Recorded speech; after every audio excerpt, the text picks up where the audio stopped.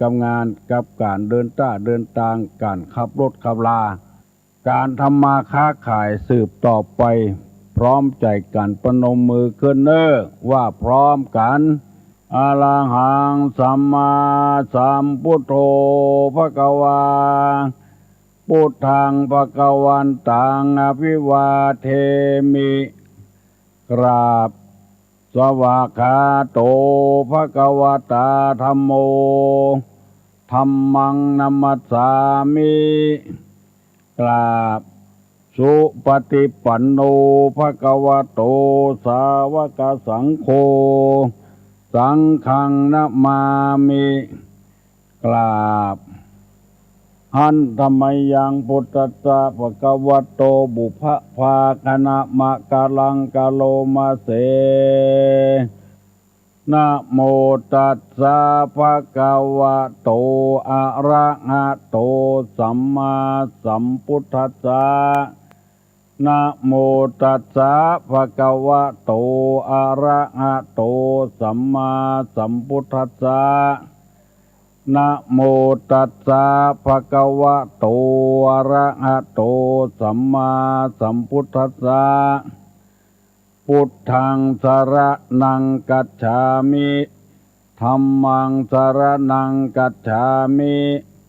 สังฆังสรณังกัจฉามิ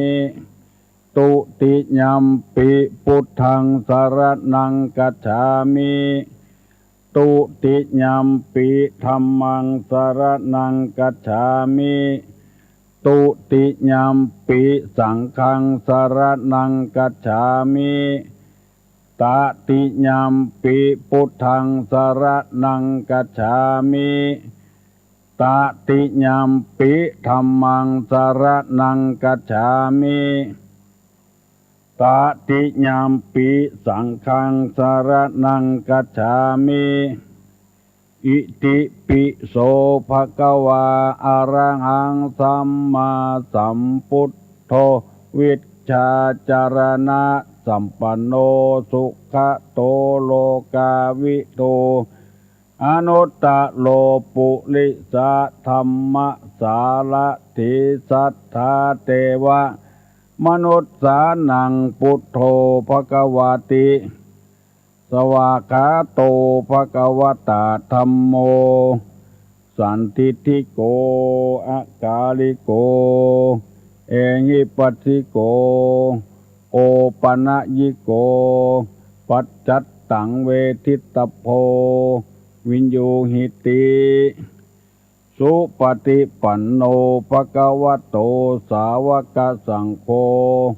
อุชุปฏิปันโนภควโตสาวกสังโฆญาญาปฏิปันโน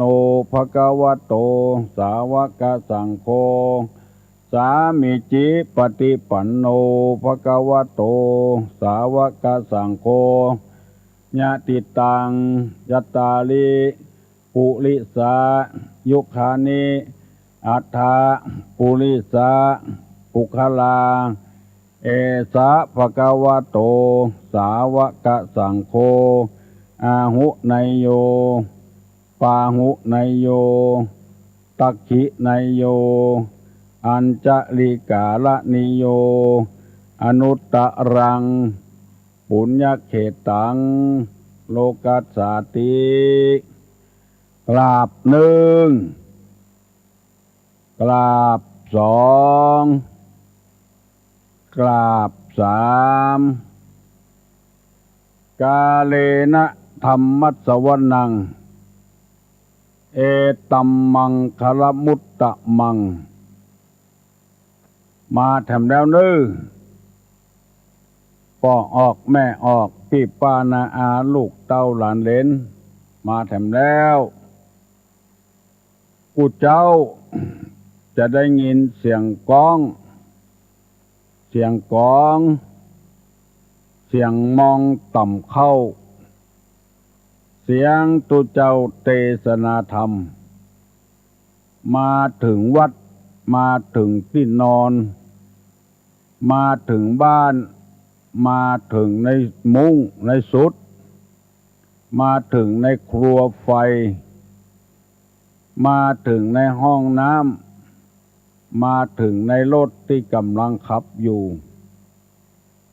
มาถึงในไร่ในสวนมาถึงกาดถึงลี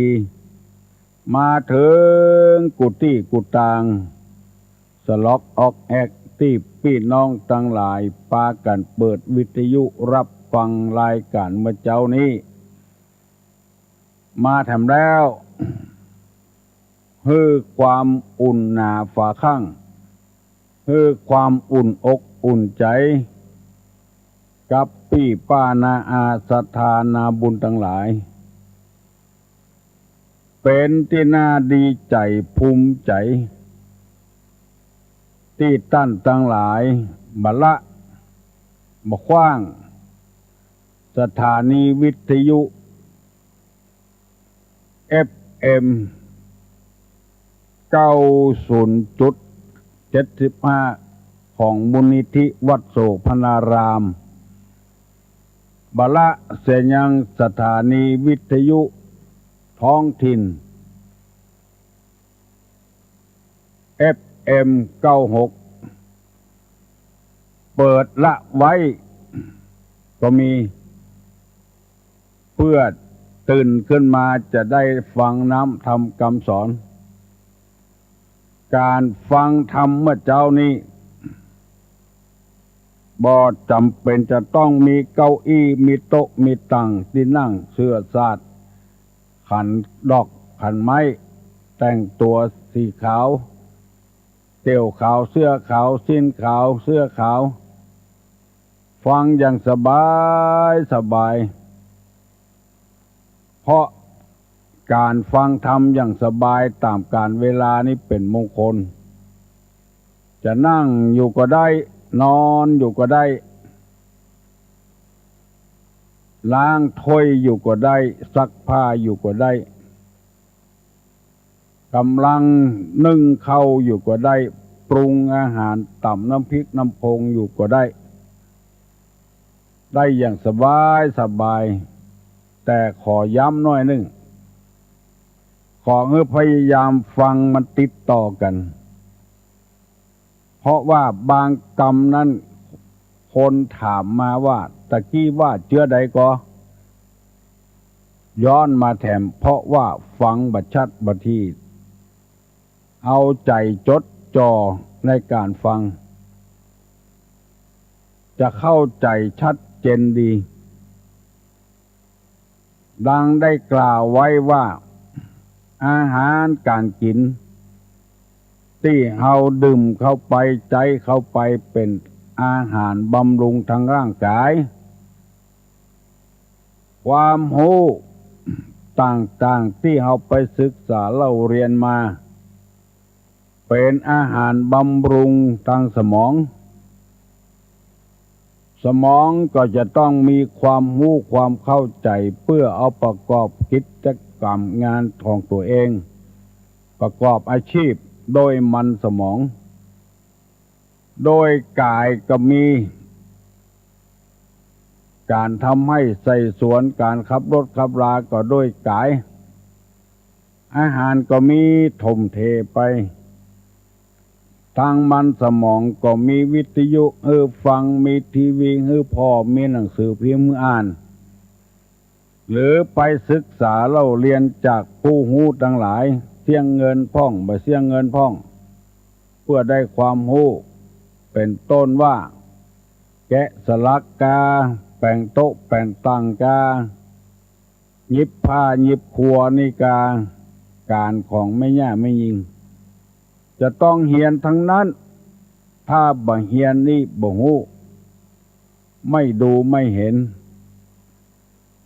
ไม่ทำไม่เป็นเพื่อจะเอาความรู้มาใส่มันสมองแต่ว่าทางจิตใจข้อที่สามนี่คือกายมันสมองและจิตใจก็จำเป็นจะต้องเฮียนเสียก่อนจะทำให้จิตใจของคนเฮานี่ได้รับข้อมูลที่แท้จริงจะได้ดำเนินชีวิตไปตามธรรมชาติ ถ้าเฮาบ่ศึกษาเล่าเรียนเหียก่อนเฮาปฏิบัติไปผิดทุกในพุทธภาษิตบอกว่ากัลยาณกาลีกัลยาณังปาปักกาลีจะปาปกังบุคคลทำดีได้ดีทำชั่วได้ชั่วบางคนก็บ่เข้าใจเพราะทำความดีมาแล้วเพื่อหวังให้คนอื่นหันคือคนอื่นยกย่องสรรเสริญบางทีก็บ่ได้ดีเพราะไอ้อย่างเพราะทำดีบ่ถูกที่บ่ถูกต้องจะเลี้ยงหมูก็บ่เข้าใจในเรื่องของหมูเลี้ยงไก่บ่ฮู้เรื่องของไก่ก็เลยเอามาเลี้ยงไปเลยที่สุดมาก็เลี้ยงบ่ใหญ่บ่โตสักตัวเพราะบ่มีความรู้การปฏิบัติธรรมเพื่อได้ความดีก็อย่างเดียวกันเมื่อเจ้าหลายสถานีวิทยุมีท่านพระครูท่านมหาท่านด็อกเตอร์ครูบาอาจารย์ได้ออกอากาศวิทยุมาเจ้าสุดแล้วแต่ไผจะฟังของไผ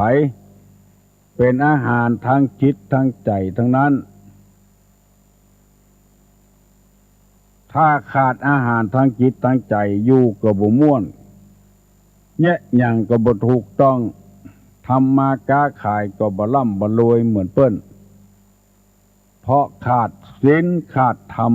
นั่นเองขอขอบคุณท่านผู้ฟังทั้งหลายตลอดถึงพระเจ้าพระสงฆ์ตามวัดตามวาต่างๆเปิดเครื่องกระจายเสียงตามสายเมื่อเจ้า6 โมงถึง7 โมงคือพี่น้อง10 ชาวชาวบ้านได้ฟังธรรมะบางทีเฮาทำมาจนพอกึ่งคนกลางคนแล้วบ่หันได้ดีสักเตื้อเพราะว่าได้ข้อมูลที่บ่ถูกเอาไปทำจึงเป็นเหตุให้เฮาบ่ได้ดิบได้ดีเหมือนเปิ้นเหมือนต้านถ้ามันถูกคอกมันกำเดียวมันก็ได้ดีแล้วคำว่าดีนี่บ่ได้หมายความว่าเป็นคนร่ำรวยมั่งมีสีสุขมียศถาบรรดาศักดิ์ในที่นี้บ่ได้หมายความว่าเช่นนั้นคำว่าดีนี่หมายความว่าในบ้านในจองในหอในเฮือนบ่เดือดร้อนอยู่อย่างสบายอกสบายใจไปที่ไหนมาที่ไหนคนต้อนรับขับสู้ยินดียินบานถือว่าเป็นสิ่งมงคลเข้าบ้านเขาจองอันนี้เขาว่าเป็นคนดีแล้วอย่าไปคิดว่าคนมั่งมีสีสุขที่เขาว่าผู้ดีเป็นคนดียังบ่เตื้อคนที่มีความรู้มากมายก่ายกองเป็นเจ้าคนนายคนเป็นผู้ดีตามหลักของพระพุทธศาสนาแล้วยังบ่ใจว่าเป็นคนดีเตื้อคนดีนั่นก็คือคนซื่อสัตย์สุจริตบ่เป็นพิษเป็นภัยกับสังคมบ่เป็นพิษเป็นภัยกับไผคนดีอันนั้นคือหมายถึงคนดีเป็นผัวก็เมียฮักเป็นเมียก็เมียฮักบัดถ้าว่าจะต้องเป็นผู้รักผู้ใหญ่แค่เป็นผัวกันเมียกันตอนนั้นดีต่อกันก็ชื่อว่าเป็นคนดีได้แล้วบ่ต้องมีทรัพย์สมบัติมหาศาลก็เป็นคนดีได้แล้วดีของสังคมเฮาจะเปรียบไปนี้ในโลกของเฮานี่เปรียบเหมือนกับรถยนต์นี่จะต้องประกอบด้วยอะไหล่ต่างๆในหัวรถและเครื่องของรถถ้าอันใดมันก็ดีไปเหี่ยหมดแล้วการใช้งานมันก็คล่องขึ้นน้ำมันก็มีตึงน้ำมันเกียร์ตึงน้ำมันเชื้อเพลิงตึงน้ำมันเครื่อง อะไรทุกตัวทำงานตามหน้าที่ของมันจะเอามันไปไหนมันก็ไปพาเฮาไปจนได้จนเป็นถ้ามันเสียหั่นเสียนี่นิดๆหน่อยๆเฮาบ่ซ่อมบ่แซมมันก็พาเฮาไปบ่ถึงที่ถึงทางเพราะมันจะหลุดจะเสียจะหายอุปมานี่หมายความว่าถ้าคนเฮาทุกคนว่าก็นอนสอนก็ง่ายอันใดที่มันดีๆก็ช่วยเหลือกันโลกเฮานี่น่าอยู่มีความสุขอันที่มันคลุกคลักถึงวันนี้เพราะเหตุว่าอะไรบางชิ้นมันบดีมันจึงคลุกคลักกันเป็นเหยื่อของสื่อมวลชนเป็นเหยื่อของหนังสือพิมพ์เป็นเหยื่อของนักข่าวเป็นเหยื่อของผู้สืบข่าวต่างๆเอาไปลงแล้วเขียนหนังสือกาออกข่าวกาอ่านให้คนได้ฟังเป็นเหยื่อของเขาเพราะว่าสิ่งใดสิ่งหนึ่งมันบ่ดีดังที่เฮาจ้างได้ยินข่าวหนังสือพิมพ์มีคนเอาไปอ่านแล้ววิพากษ์วิจารณ์ในหนังสือพิมพ์เพราะว่าอะไรบางส่วนมันบ่ดีของดีๆนี่บ่ล่ำเขียนให้ใครอ่านเอาของบ่ดีนี่เขียนให้คนอ่านมันเป็นยาเสพติดไปเห็นแล้วกูเจ้าตุลุงมาออกอากาศนี้เพื่อใครคืออะไรเฮาคือคนเฮาเนี่ยเป็นคนดีกับการไปรับจ้างเปิ้นก็ซื่อสัตย์สุจริตต่อเปิ้นเป็นนายจ้างก็บ่ข่มขู่ข่มเหงเต็งแป้ลูกจ้างต่อใดเป็นหัวหน้าดีเป็นลูกน้องดีเพิ่งปะอาศัยกันบ่คอยรังเกียจเดียดฉันบ่คอยกันคอยแกล้งกันที่เปิ้นว่าถูลู่ถูกกลางกันไปแล้วเป็นวันผัวว่ามาเมียก็ห่อมกเมียว่ามาเมียก็ห่อมกช่วยกันคิดช่วยกันทำช่วยกันหาที่เฮาเดือดร้อนถึงวันนี้ก็เดือดร้อนเพราะคนบดีเป็นพิษเป็นภัยต่อมารสังคมเมื่อตะวานี้มีลูกศิษย์ของตุลุงจากจังหวัดแพร่เล่าให้ฟังว่าจังหวัดแพร่จังหวัดน่านนี้จังหวัดอุตรดิตถ์นี้เดือดร้อนกับคนหมู่หนึ่งเมื่อวันมาเสาะขายหวยตำบ้านตำจองดูลาดเราเมื่อคืนมากับเป็นขโมยเสาะลักเสาะจกของเปิ้นเสียผู้เสียคนไปจัดหนักเสียทรัพย์สมบัติไปจัดหนักละเมื่อโลนนี้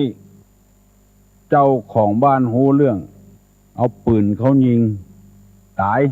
เพราะว่าเข้าบ้านเปิ้นเวลามิการเมื่อค่ำเมื่อคืนแล้วก็ของกลางที่ลักมาก็ได้ตัวมากาอันนั้นขายอันนี้สปะสะปืนต่างบ้านต่างจองมาพอทางหนีทางไร่อย่างอี้ก็มีกำลังเดือดร้อนกับคนชั่วทั้งนั้นเฮาอยู่กับกันมาแต่เจนอ่อนแล้วเจนเหมาะเจนมอนแล้วบ่มีอย่างเดือดร้อนมาขวางกับคนบดีตังเฮาก็เดือดร้อนเหมือนกันขโมยงัดขโมยแงะตำบ้านตำจองเสาะลักเสาะจกบอกว่าของนั้นจะเป็นของส่วนรวมกาส่วนตัวกาเอาหมดแม้แต่ตะแกรงตึดห้องน้ำนี่ก็ขนไปขาย ก๊อกน้ำที่เป็นทองเหลืองนี่ไปลักเอาเปิ้นไปขายลาบลา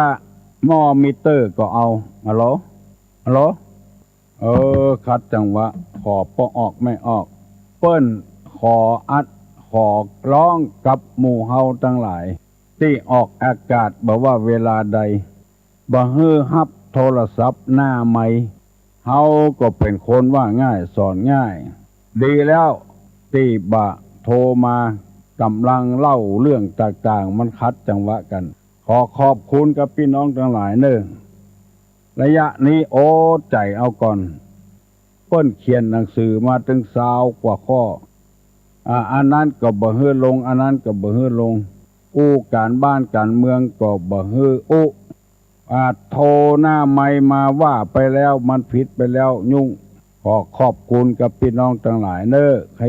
ตัวมากับหลังไมค์ปุ่นก็ได้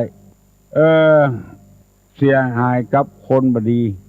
คนดีอยู่อย่างเฮาอยู่ต่างๆนี่มีความสุขบานหวานใจเมื่อเดือดร้อนเพราะฉะนั้นคนดีนี่ต้องมีศีลมีธรรมศีลเครื่องรักษากายปากใจให้เรียบร้อยธรรมะเป็นคำสั่งคำสอนเมื่อตะวาวันซืนตุลุงนำเอาเรื่องศีลมาเปรียบเทียบอุปมาศีล5ศีล10มาเปรียบเทียบกับดังนี้ผู้ใดปฏิบัติอยู่ในศีลแล้วจะมีความสุขบ่เดือดร้อนบ่เป็นพิษเป็นภัยของสังคมศีลเป็นกำลังหาที่เปรียบบ่ได้ศีลเป็นอาวุธที่สำคัญสูงสุดป้องกันอันตรายศีลเป็นอาภรณ์อันประเสริฐสุดเครื่องประดับประดาคนใดมีศีลแล้วอยู่ที่ไหนไก่แสนไก่ก็มีคนไปหาเอาคนเอาเงินเอาทองไปช่วยจะทำอะไรอย่างก็ดีแล้วก็อันสุดท้ายว่าศีลเป็นเกราะป้องกันที่น่าอัศจรรย์คนใดประกอบด้วยศีลอันประเสริฐนี้จะเป็นเกราะป้องกันตัวบ่ให้ได้รับอันตรายอย่างต่างๆเพราะอานิสงส์ของศีลนี้มีมากมายก่ายกองมีแต่คนยกย่องสรรเสริญพอออกไม่ออกจะหารว่าเปิ้นเลือกคนเป็นหัวหน้าคนนี้เลือกเอาคนดีๆบ่ใช่สุ่ม4สุ่ม5เลือกเอาไปมีหลายคนเข้าใจผิดเลือกเอาหมู่เอาคณะเอาพี่เอาน้องของตัวไปเองไปเช่นไปเป็นผู้ใหญ่บ้านกาเป็นกำนันนี่กาเอาหมู่มากลากไปเป็นอบต.นี่กาเป็นไอ้หยังเนี่ยที่เปิ้นแต่งตั้งกันเปิ้นเลือกเอาคนที่มีศีลมีธรรมคนให้คนขาดคนที่เป็นพิษเป็นภัยต่อสังคมเปิ้นบ่เอาไปโรยปานใดก็จ้างเปิ้นก็ยังบ่เอาเตื้อมีความรู้มีรูปร่างสมประกอบจะใดเปิ้นก็บ่เอาไปเตื้อเพราะว่ายังบ่มีศีลเตื้อถ้าคนมีศีลนี่จะเป็นเกราะป้องกันตัวอย่างที่ว่านี่เปิ้นต้องการคนฉะนั้นดูเปิ้นเลือกนายกวางแล้วนี่ใครก็สัมภาษณ์ว่าต้องเป็นคนเก่งมีความรู้มีความซื่อสัตย์อันนี้ก็แสดงว่าเป็นคนมีศีลแล้วเปิ้นถึงเลือกคือไปบริหารบ้านเมืองแล้วยังมีแถมอยู่ศีลนี่เปิ้นเปรียบอุปมาศีลอย่างในที่สองว่าศีลเป็นสะพานที่มีกำลังมาก2ศีลเป็นกลิ่นหอมชั้นเยี่ยม3ศีลเป็นเครื่องรูปไล้อันประเสริฐ4ศีลเป็นเหตุให้หอมฟุ้งไปทั่วทิศก็ออกไม่ออกท่านผู้ฟังทั้งหลายก็จะเข้าใจเฮาเตือนรณรงค์กันฮือปากันรักษาศีลเพราะว่ารักษาคุณภาพของตัวภัยตัวมันบอกว่าพระสงฆ์องค์เจ้าทุเจ้าพนายปอดจายแม่ยิงถ้ามีศีลแล้วศีลเป็นสะพานที่มีกำลังมากในหมายความว่าเชื่อใดธรรมดาสะพานนี้ มันจะข้ามแม่น้ำบัดเดียวนี้สะพานบัดใจข้ามแม่น้ำอย่างเดียวข้ามถนนด้วยแถมข้ามสิ่งที่มากั้นขวางอย่างสี่แยกต่างๆนี่จะขุดถนนลอดเพื่อบ่ให้มันยุ่งยากที่สี่แยกไปของไผของมันหมู่บนก็ไปบนหมู่ลุ่มก็ไปลุ่มแล้วต้องมีกำลังมหาศาลถ้าบ่อันหัวจะหักสะพานจะหักจะเนี่ยคนไต่นั่นไต่บ่ถึงที่ถึงทางเพราะฉะนั้นท่านว่าคนใดมีศีลเนี่ยเป็นคนที่มีกำลังนักมีหลายที่ปรากฏในหน้าหนังสือพิมพ์วิทยุโทรทัศน์เมื่อหัวทีถ้าดีตึกสารพัดอย่างเมินเข้าเปิ้นหูเบื้องหลังบ่มีศีลไปเหี่ยแล้วสะพานหักไปเหี่ยแล้วลองสังเกตพอที่ผ่านมาไผ่พ่องเฮาบ่จำเป็นจะต้องเอามาเล่าที่นี่เพราะว่าคนฟังมันนักถ้าไปโดนใส่ปี้ไผ่น้องไผ่ได้ยินเขาใส่ก็จะเดือดร้อนเฮาบัดจำเป็นที่จะต้องออกชื่อออกเสียงพี่น้องศรัทธานาบุญทั้งหลายก็ได้ยินอยู่หูอยู่เข้าใจอยู่ว่าคนเหล่านั้นมันมีศีลบ่นักบ่แข็งแรง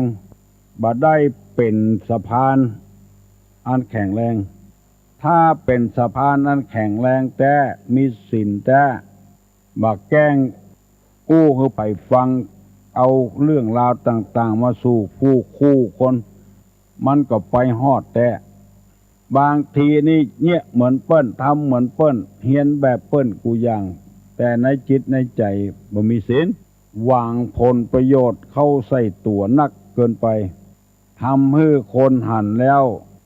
มันเบื่อกันพอหูเรื่องเบื้องหลังมาเข้าแกะเอาเบื้องหลังของตัวออกเผยให้แก่เจ้าบ้านเจ้าเมืองฟังสะพานก็เลยหักไปเหี่ยล่มไปเหี่ยเนี่ยคือคนบ่ศรัทธาบ่เลื่อมใสนอกไปจากนั้นแล้วบ่เลื่อมใสตัวเองแล้วบ่เลื่อมใสคนอื่นแถมเฮาฮู้อย่างที่เขาจังว่าตู้เจ้าบ่เดียวเป็นเจ้าอันเจ้าอีบ่มีมารยาทความจริงตู้เจ้าที่มีมารยาทที่ดีก็มีคนที่เงียบบ่ดีบ่ดักกลับไปทำให้คนดีๆเสียผู้เสียคนไปจัดนักเพราะว่าคนเอาปราศจากศีลในทางศาสนาจึงจวนเจิญคนทั้งหลายให้มีศีลให้มีพระวินัยศรัทธาก็มีศีล5 ข้อตู้เจ้าก็มีศีล227พยายามปฏิบัติให้มันถูกต้องตามหลักศีลแล้วมันจะได้เป็นสะพานให้คนเตียวไปเตียวมามันง่ายขึ้นสะดวกขึ้นบ่ต้องไปออแอกันที่4 แยก 3 แยกไปของไผของมันเป็นสะพานตัวน่ะศีลนี่น่ะแข็งแรงทนทานภัยจะข้ามเมื่อใดก็ข้ามศีลนี้ปาให้คนข้ามพ้นจากโอคะวัฏสงสารมุ่งหน้าเข้าไปสู่นิพพานคือหมายความว่ามีกายมีวาจามีจิตใจก็บริสุทธิ์อยู่แล้วบ่มุ่งหาผลประโยชน์โปร่งใสไร้สารพิษบ่มีมลภาวะที่ปอกออกไม่ออกจังหันว่าตนบุญเกิดที่หันที่นี่มีพฤติกรรมต่างๆอยู่ไปพฤติกรรมแสดงออกมาแล้วบ่มั่นคงถาวรสักเท่าใดเพราะมุ่งหาผลประโยชน์มุ่งหาโลกิยะสมบัติบ่มุ่งหาโลกุตระสมบัติมุ่งจะเอาเงินเอาทองเพื่อประโยชน์ส่วนตัวอย่างเดียวเพราะฉะนั้นเพิ่นถึงบอกว่าศีลนี่เป็นสะพานที่มีกำลังอันมากค คนใดมีศีลดังที่เราเคยได้ฮู้กันว่าครูบาอาจารย์พระสงฆ์พระเจ้าตายไปเผากูปีก็บ่มีไผโค้นคิดเอามาอู้เหมือนกับครูบาเจ้าศรีวิจัยครูบาเจ้าศรีวิจัยนี่เป็นคนมีศีลมีกำลังมากว่าใดเป็นนั้นต้องการอันใดคนก็ช่วยเหลือกูอย่างอันนี้จึงเป็นกำลังพอออกไม่ออกอยู่ตั้งบ้านก็ตั้งจองก็เช่นเดียวกันขอให้ปากันมีศีลนักๆจะเป็นกำลังอันยิ่งใหญ่ปาครอบครัวเฮาเดียวไว้จากความทุกข์ความยากความวุ่นวายต่างๆเข้าไปถึงจุดหมายปลายทางได้เพราะเป็นสะพานให้ความสะดวกสบายกับคนเก่งอกเก่งใจคนมีศีลตยมีจริยธรรมตยก่อโจรการปากันรักษาศีลไว้ศีลเป็นนามธรรมชื่อของศีลคำว่าศีลแปลว่าเย็นแปลว่าปกติศีลแปลว่าเครื่องรักษากายวาจาใจให้สะอาดให้เรียบร้อยอันนี้เรียกว่าศีลเป็นกำลังมหาศาลเป็นสะพานอันยิ่งใหญ่ทอดไปให้คนได้ข้ามต่อกันถ้าที่ใดบ่มีศีลแล้วมันจะเป็นสะพานมั่นคงบ่ได้คบกันไปบ่กี่วันกี่เดือนก็หักหลังกันแบ่งทรัพย์บ่เท่ากันเอาเปรียบกับหมู่กับคณะค้าขายสินค้าปรับขึ้นจนบ่มีภัยคบหาสมาคมนำมาฝากพี่น้องทั้งหลายเน้อลุกก่อนเน้อพี่น้องทั้งหลายฟังตยรับตยไผว่าสักเตื้อเอามาเสนอให้พี่น้องทั้งหลายได้ฟังจะดีบ่ดีนะเป็นเรื่องส่วนตัวทำกรรมถ้าหันดีหันชอบตยมันเป็นไปอย่างอี้คนมีศีลจะเป็นอย่างอี้นึกว่าไผบ่ฮู้ถ้าคนมีศีลจะบ่เนี้ยคนที่บ่มีศีลนี่เขาทำไปนึกว่าไผบ่ฮู้นัตถิโลเกละโหนามะชื่อว่าที่ลับไม่มีในโลกอันนี้เป็นข้อที่หนึ่งศีลนัยยะที่สองข้อเปรียบเทียบข้อที่สองว่าศีลเป็นกลิ่นหอมชั้นเยี่ยมคำว่าหอมตัวนี้บ่ได้ดมด้วยหูดังมันหอมในจิตในใจปุ่นไปพอดาราก็ดีนักกีฬาก็ดีที่เก่งกล้าสามารถจนได้แชมป์โลกถ้ามีพฤติกรรมที่บ่มีศีลเขาถึงโค้นคิดเอาจนได้ไปควงกับหมอนั่นควงกับหมอนี่ไปกินข้าวกับหมอนั่นหมอนี่เป็นนักมวยก็ล้มมวยเอาสตางค์ความเชื่อความเลื่อมใสหายไปจากคนไปเห็นแล้วบ่มีไผศรัทธาบ่มีไผเลื่อมใสแล้วหนังสือพิมพ์ก็ลงประนามดาราบ่มีศีลนักการเมืองบ่มีศีลแล้วก็นักกีฬาบ่มีศีลตัดกำลังออกไปให้จัดนักบ่มีไผเคารพนับถือบ่ศรัทธาบ่เลื่อมใสแต่ก่อนนี้หอมเหมือนเข้าบ่หอมไปแล้วเตื้อเฮาก็เป็นดีสดายแม้แต่พระสงฆ์พระเจ้าของเฮาก็เช่นเดียวกันถ้ามีศีลมีธรรมคณะมีศีลมีธรรมในคนเคารพสักการะบูชามีหอมไปตอมอยู่ตลอดเวลาจะหันอย่างปัจจุบันเนี่ยหลวงพ่อคูณอันนี้ยกตัวอย่างมาเรื่องเดียวบ่ได้เป็นเจ็บเป็นอยู่หั่นแล้วเนี่ยอย่างก็บ่สะดวกก็บ่ถูกบ่ถือละคนก็ยังไปตอมเพื่อนเพราะความหอม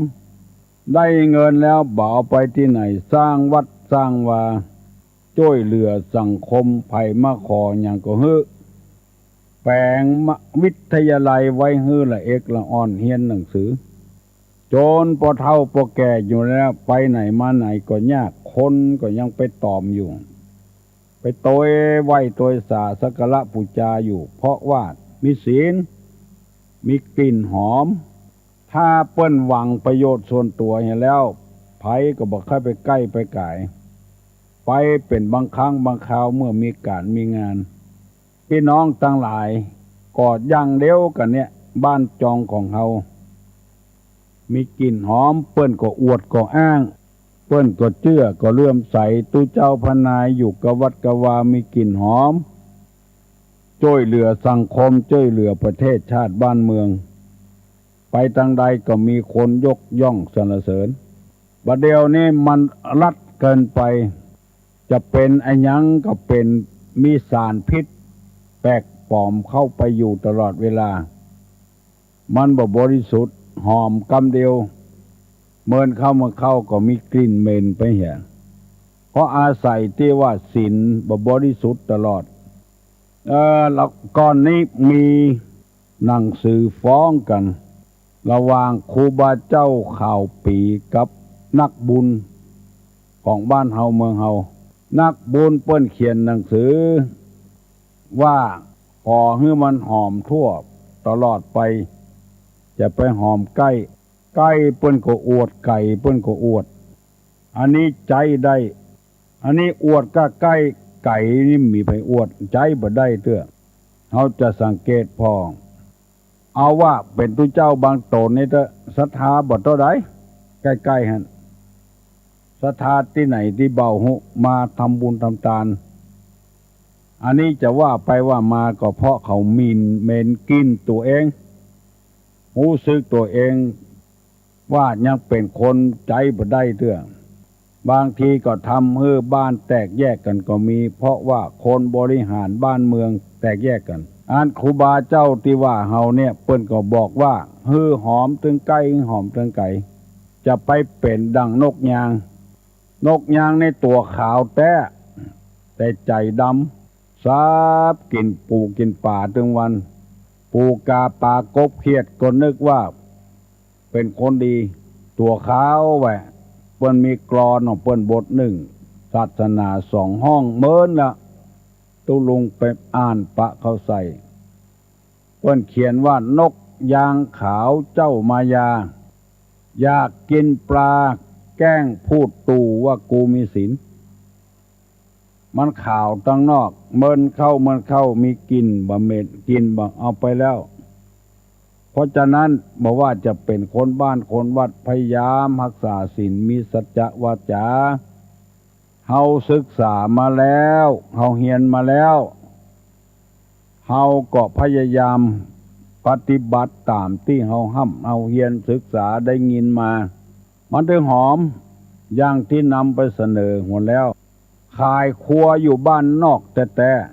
ขายเครื่องก่อสร้างเป็นปูนเป็นสังกะสีเป็นกระเบื้องตึงหินตัวตึงทรายตัวแทนเปิ้นจะไปคือในหัวในเวียงในห้างสรรพสินค้าบัดซื้อสกรรมไปซื้อของคนบ้านนอกเพราะราคามันถูกเหลือเปิ้นบัดเดี๋ยวนี้เปิ้นจะก่อสร้างห้างแปลงอย่างเปิ้นตึงสืบราคาให้ก่อนปูนที่ไหนถูกเล็กที่ไหนถูกเปิ้นไปเสาะสืบราคาให้ก่อนที่ไหนถูกเอาที่หั่นมีคุณภาพอย่างเดียวกันปูนอย่างเดียวกันบางทีก็แปลงไป50 สตางค์กับบาทกะบางทีก็ถูกไปบาทกะ50 สตางค์กะเพิ่นก็ไปเสาะเอาที่มันถูกเพราะว่ามันนักตุกนักมอกถุง2 ถุงนี่เป็นหยังแปลงเลยเปิ้นไป2 บาทบ่ได้อันนี้เอาเป็น100ถุงก็ถูกไปอยู่100 บาทละมันถูกเหลือเปิ้นจึงมีคนไปเสาะซื้อคนเดียวมีกลิ่นหอมเพราะว่าคนที่ขายครัวนั้นมันซื่อสัตย์สุจริตมีศีลอิตะอู้กันง่ายๆถ้าที่ใดขายแปลงน้อยกินเหม็นละไปซื้อหั่นตะอ่านไปซื้อหั่นตะอ่านตีบางตี้นี่โอ้ราคาเกินกัน สมมติว่าเอาไปซื้อที่อื่นราคา3,000ไปแผ่วร้านนี้เอา1,500เห็นแต่แทนที่เขาจะไปซื้ออันเดียวได้3,000เอาซื้อได้2 อันแถมที่หนึ่งคนก็บุญไปซื้อคนเดียวขายขวดตู้เจ้าพนายก็อย่างเดียวกันทำไมบางร้านคนหุมบางร้านนี่ตู้เจ้าบอกใครไปซื้อและยังบอกคือคนแต่ร้านนั้นร้านนี้ไผไปเนอะเพราะไอ้อย่างเพราะขายแป้งเนี่ยเปิ้นแป้งไป5 บาท3 บาทไปได้ใครก็บอกใครเข้าละยังบอกปอบ่ม่วนด้วยแถมบ่มีสัมมาคารวะต่อพระสงฆ์พระเจ้าก็มีแถมสปะสะปืนเพราะฉะนั้นนี่ศีลจึงเปรียบเหมือนว่าเป็นกลิ่นหอมชั้นเยี่ยมที่สุดเปิ้นถึงเข้าไปหาคนเดียวเปิ้นบ้านใดเมืองใดถ้าอยู่อย่างสงบไปที่ไหนบ่มีอันตรายแขกบ้านแขกเมืองไปเอวอย่างต่างล้านนาของไทยของเฮาเนี่ยมีของเก่าของแก่ให้คนหันแขกบ้านแขกเมืองมาแล้วก็ปะใส่คนตังเหนือนี่มีอัธยาศัยจิตใจดีอู้ม่วนต้องการอย่างก็ไปส่งเปิ้นคนก็เปิ้นไปอวดคนเดียวเปิ้นมีอัธยาศัยจิตใจดีต้อนรับเปิ้นดีบางบ้านนี่ใครไปตึกบ่มีใครไปแล้วเพราะมีรบราฆ่าฟันกันมีกลิ่นเหม็นไปเห็นแล้วไอ้อย่างก็จัดดีบางทีก็ไปปล้นไปจี้นักท่องเที่ยวก็มีเพราะว่าบ่มีศีลนั่นเอง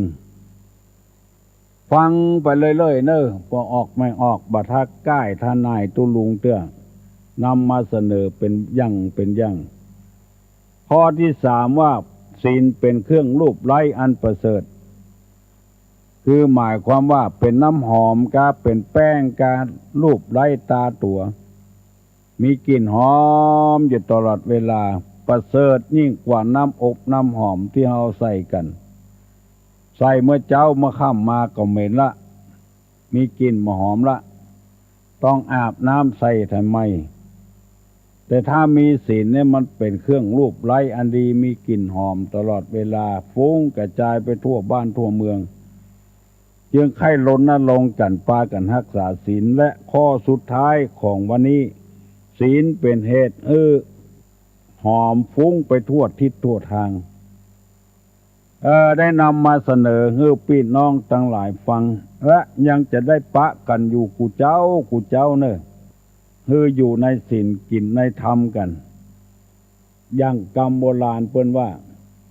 ถ้าเฮาซื่อสัตย์สุจริตด้วยกายด้วยปากด้วยใจเนี่ยไอ้อย่างคนชอบคนติดแล้วก็มันอยู่ม่วนอยู่งัน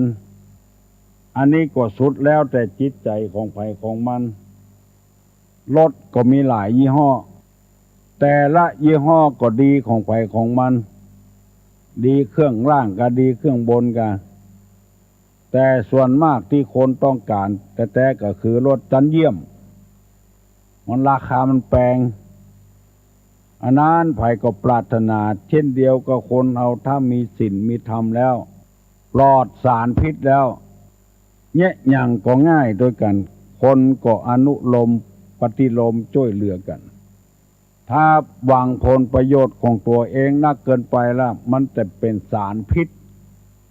กินเข้าไปแล้วมีสารพิษถ้าทำด้วยความบริสุทธิ์ใจนี่มันบ่มีสารพิษบ่มีเจือ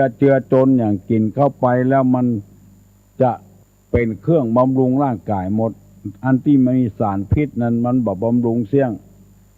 ยังสงสัยกันอยู่ปากันสร้างบุญสร้างกุศลสร้างศีลไว้นักเนอเอาละเนอพอออกไม่ออกเตรียมตัวปนมมือขึ้นเนอตุลุงจะฮือปอนแล้วอายุวัฏโกธนะวัฏโกสิริวัฏโกยัสสะวัฏโกพละวัฏโกวันนะวัฏโกสุขวัฏโกโหตุสัพพตาทุกขโลกาปญาเวลาโสกาจันตุจุปตวาอเนกาอันตรญาปิวินะสันตุจเตจสา ใจยะสิทธิตานังลาปังโสติภกยังสุขังพลังสิริอายุจวันโนจะโภกังวุฒิจยะสวาสตาวาสาจะอายุจจีวสีทิปวันตุเตสัพปีติโยวัจจันตุสัพพะโรโควินัสตุมาเตภวะตวนตะลาโยสุขีติคายุโกภวะอภิวาตะนะสีลิสานิจังวุธาปจายโนจัตตาโลธรรมาวัฏันติอายุวันโนสุขังปลัง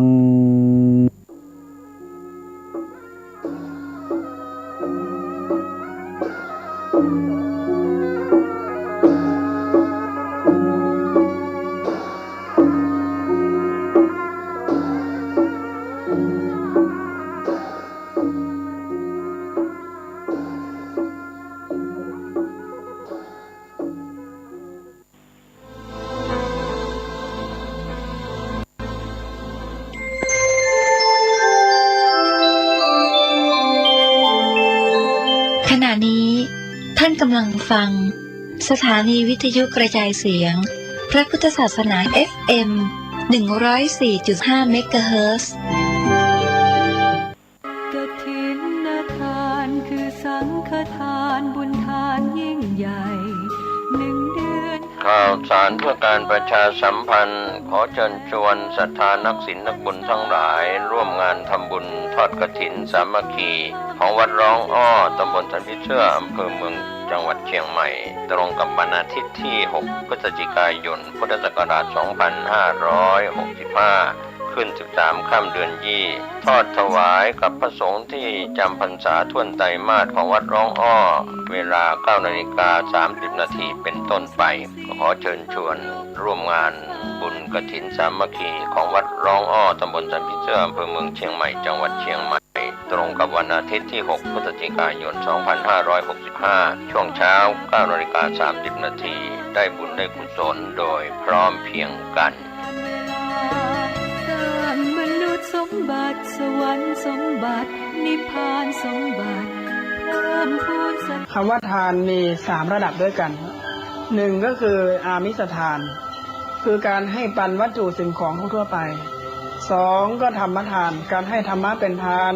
การให้ความรู้เป็นทานการให้คำแนะนำเป็นทานแม้แต่การให้กำลังใจก็เป็นธรรมทานและประการที่3อภัยทานอภัยทานมี2ความหมาย1การที่เราเป็นคนดีไปที่ไหนไม่มีใครกลัวเราเลยเราเป็นบุคคลแห่งความปลอดภัยเป็นบุคคลแห่งสันติภาพอย่างนี้ก็เป็นอภัยทานในแง่บวกต่อไปอภัยทานในแง่ลบก็หมายความว่าต่อเมื่อมีใครคนใดคนหนึ่งที่อยู่ใกล้ชิดเราเกิดทำอะไรผิดพลาดขึ้นมา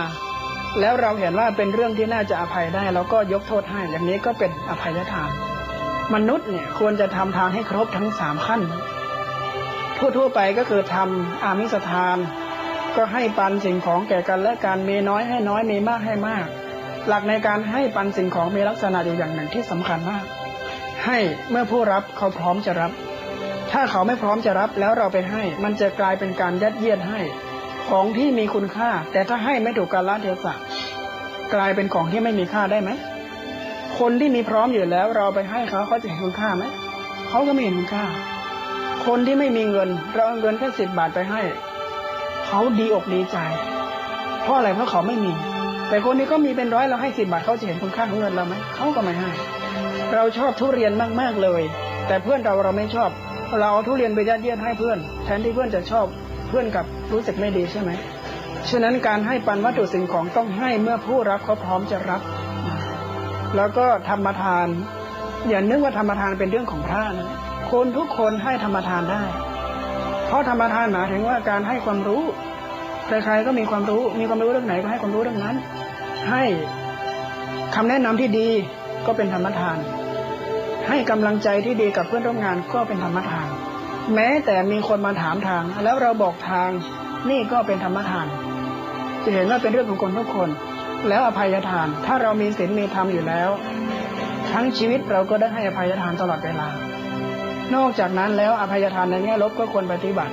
เราอยู่กับใครเกิดผิดพลาดโดยตั้งใจก็ดีไม่ได้ตั้งใจก็ดีถ้ามันไม่หนักหนาสาหัสเกินไปยกโทษให้ได้ไหมถ้าทำได้ก็ยกโทษให้ไป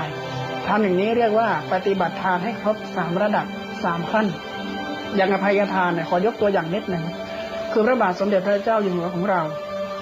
พระองค์เนี่ยทุกๆปีจะให้อภัยทานนักโทษเนื่องในวันคล้ายวันพระราชสมภพอย่างปีนี้ในมงคลวโรกาสที่มีงานเฉลิมฉลองครองสิริราชสมบัติครบ60 ปี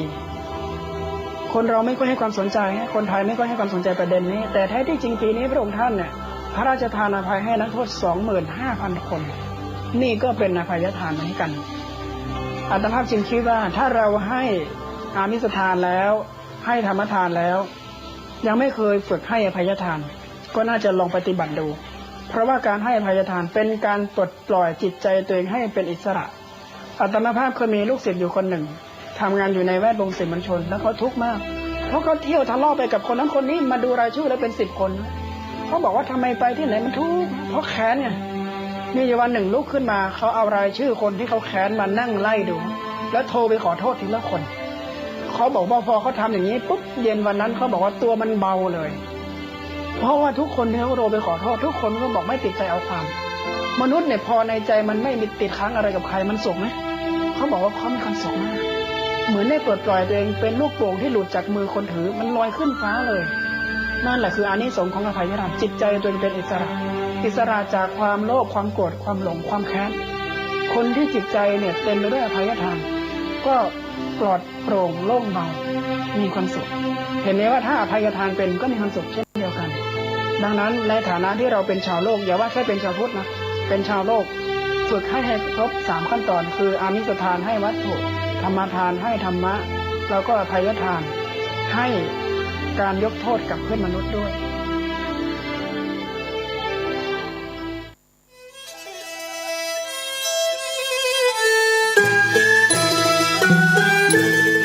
ขอเชิญร่วมทำบุญทอดกฐินสามัคคีณวัดทุ่งหลวงอำเภอแม่แตงจังหวัดเชียงใหม่ในวันอาทิตย์ที่ 6 พฤศจิกายน 2565 พิธีการดังนี้ 9 นาฬิกาเริ่มพิธีกล่าวองค์การบวงสรวง 10 นาฬิกา 9 นาที พระสงฆ์เจริญชัยมงคลคาถาห่มผ้าพระธาตุ 10 นาฬิกา 30 นาที ทอดกฐินสามัคคีแด่พระสงฆ์จำพรรษาจำนวน 5 รูปขอเชิญร่วมทำบุญกฐินได้ที่บัญชีธนาคารกรุงเทพสาขาตลาดแม่มาลัยชื่อบัญชีพระอธิการอินคำทิตะปุญโญเลขที่ 458-016-9367 หรือสอบถามเพิ่มเติมได้ที่พระสมศักดิ์ปัญญาวโรโทร 0819196632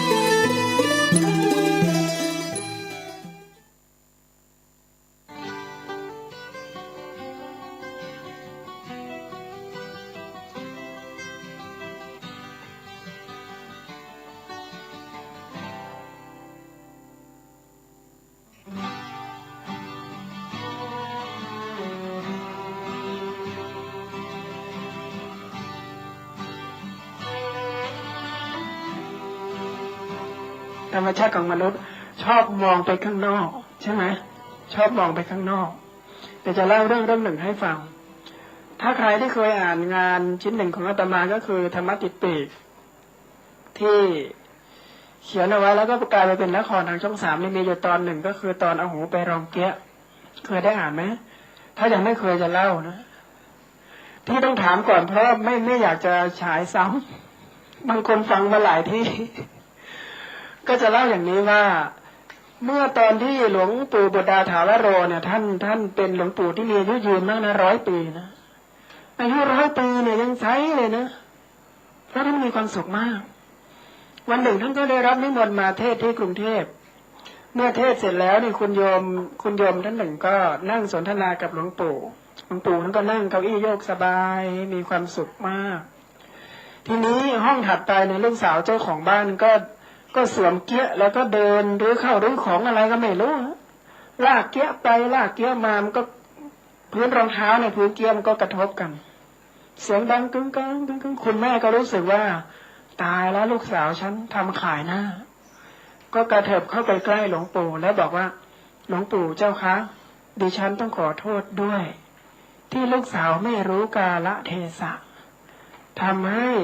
เป็นการรบกวนหลวงปู่บุตรดานั้นก็ลืมตาขึ้นมาบอกว่าโยม ลูกของโยมนะเขาเดินลากเกี้ยอยู่ห้องโน้นนะโยมมาหูไปรองเกี้ยเขาทำไมเท่านั้นเองเจ้าของบ้านหน้าชาเลยเห็นไหมนั่นก็คือหลายเรื่องในชีวิตที่เรามักจะบอกว่ามันมีปัญหากับตัวเราใช่ไหมเวลาทำงานเวลาใช้ชีวิตเวลาปฏิสัมพันธ์กับคนเรามักจะบอกว่าที่ฉันทุกข์อยู่ทุกวันนี้นะไม่ใช่เพราะฉันหรอกคนอื่นทั้งนั้นอ่ะดูที่เนี่ยลูกน้องฉันอ่ะดูที่เนี่ยคนสามีสุดที่รักเนี่ยใช่ไหมบางคนไปโทษนายกเลยนะเนี่ยที่ตังค์ไม่พอใช้ทุกวันนี้เนี่ยจะดริภาพทั้งทีในเรื่องเป้าใหญ่เลยเห็นไหมนี่คือธรรมชาติของมนุษย์เวลาจะมองอะไรต่างๆในชีวิตของเรานี่เรามักจะมองไปข้างนอกมองไปที่คนนอกคนอื่นนี่มันแย่ทั้งหมดเลยนะมันดีอยู่คนเดียวอ่ะใครไม่บอกมันก็รู้ของมันนะ ฉันเองฉันดีที่สุดคือคนที่คิดจะให้โลกหมุนรอบตัวเองเนี่ยแต่มาว่ามันมีความสุขยากนะ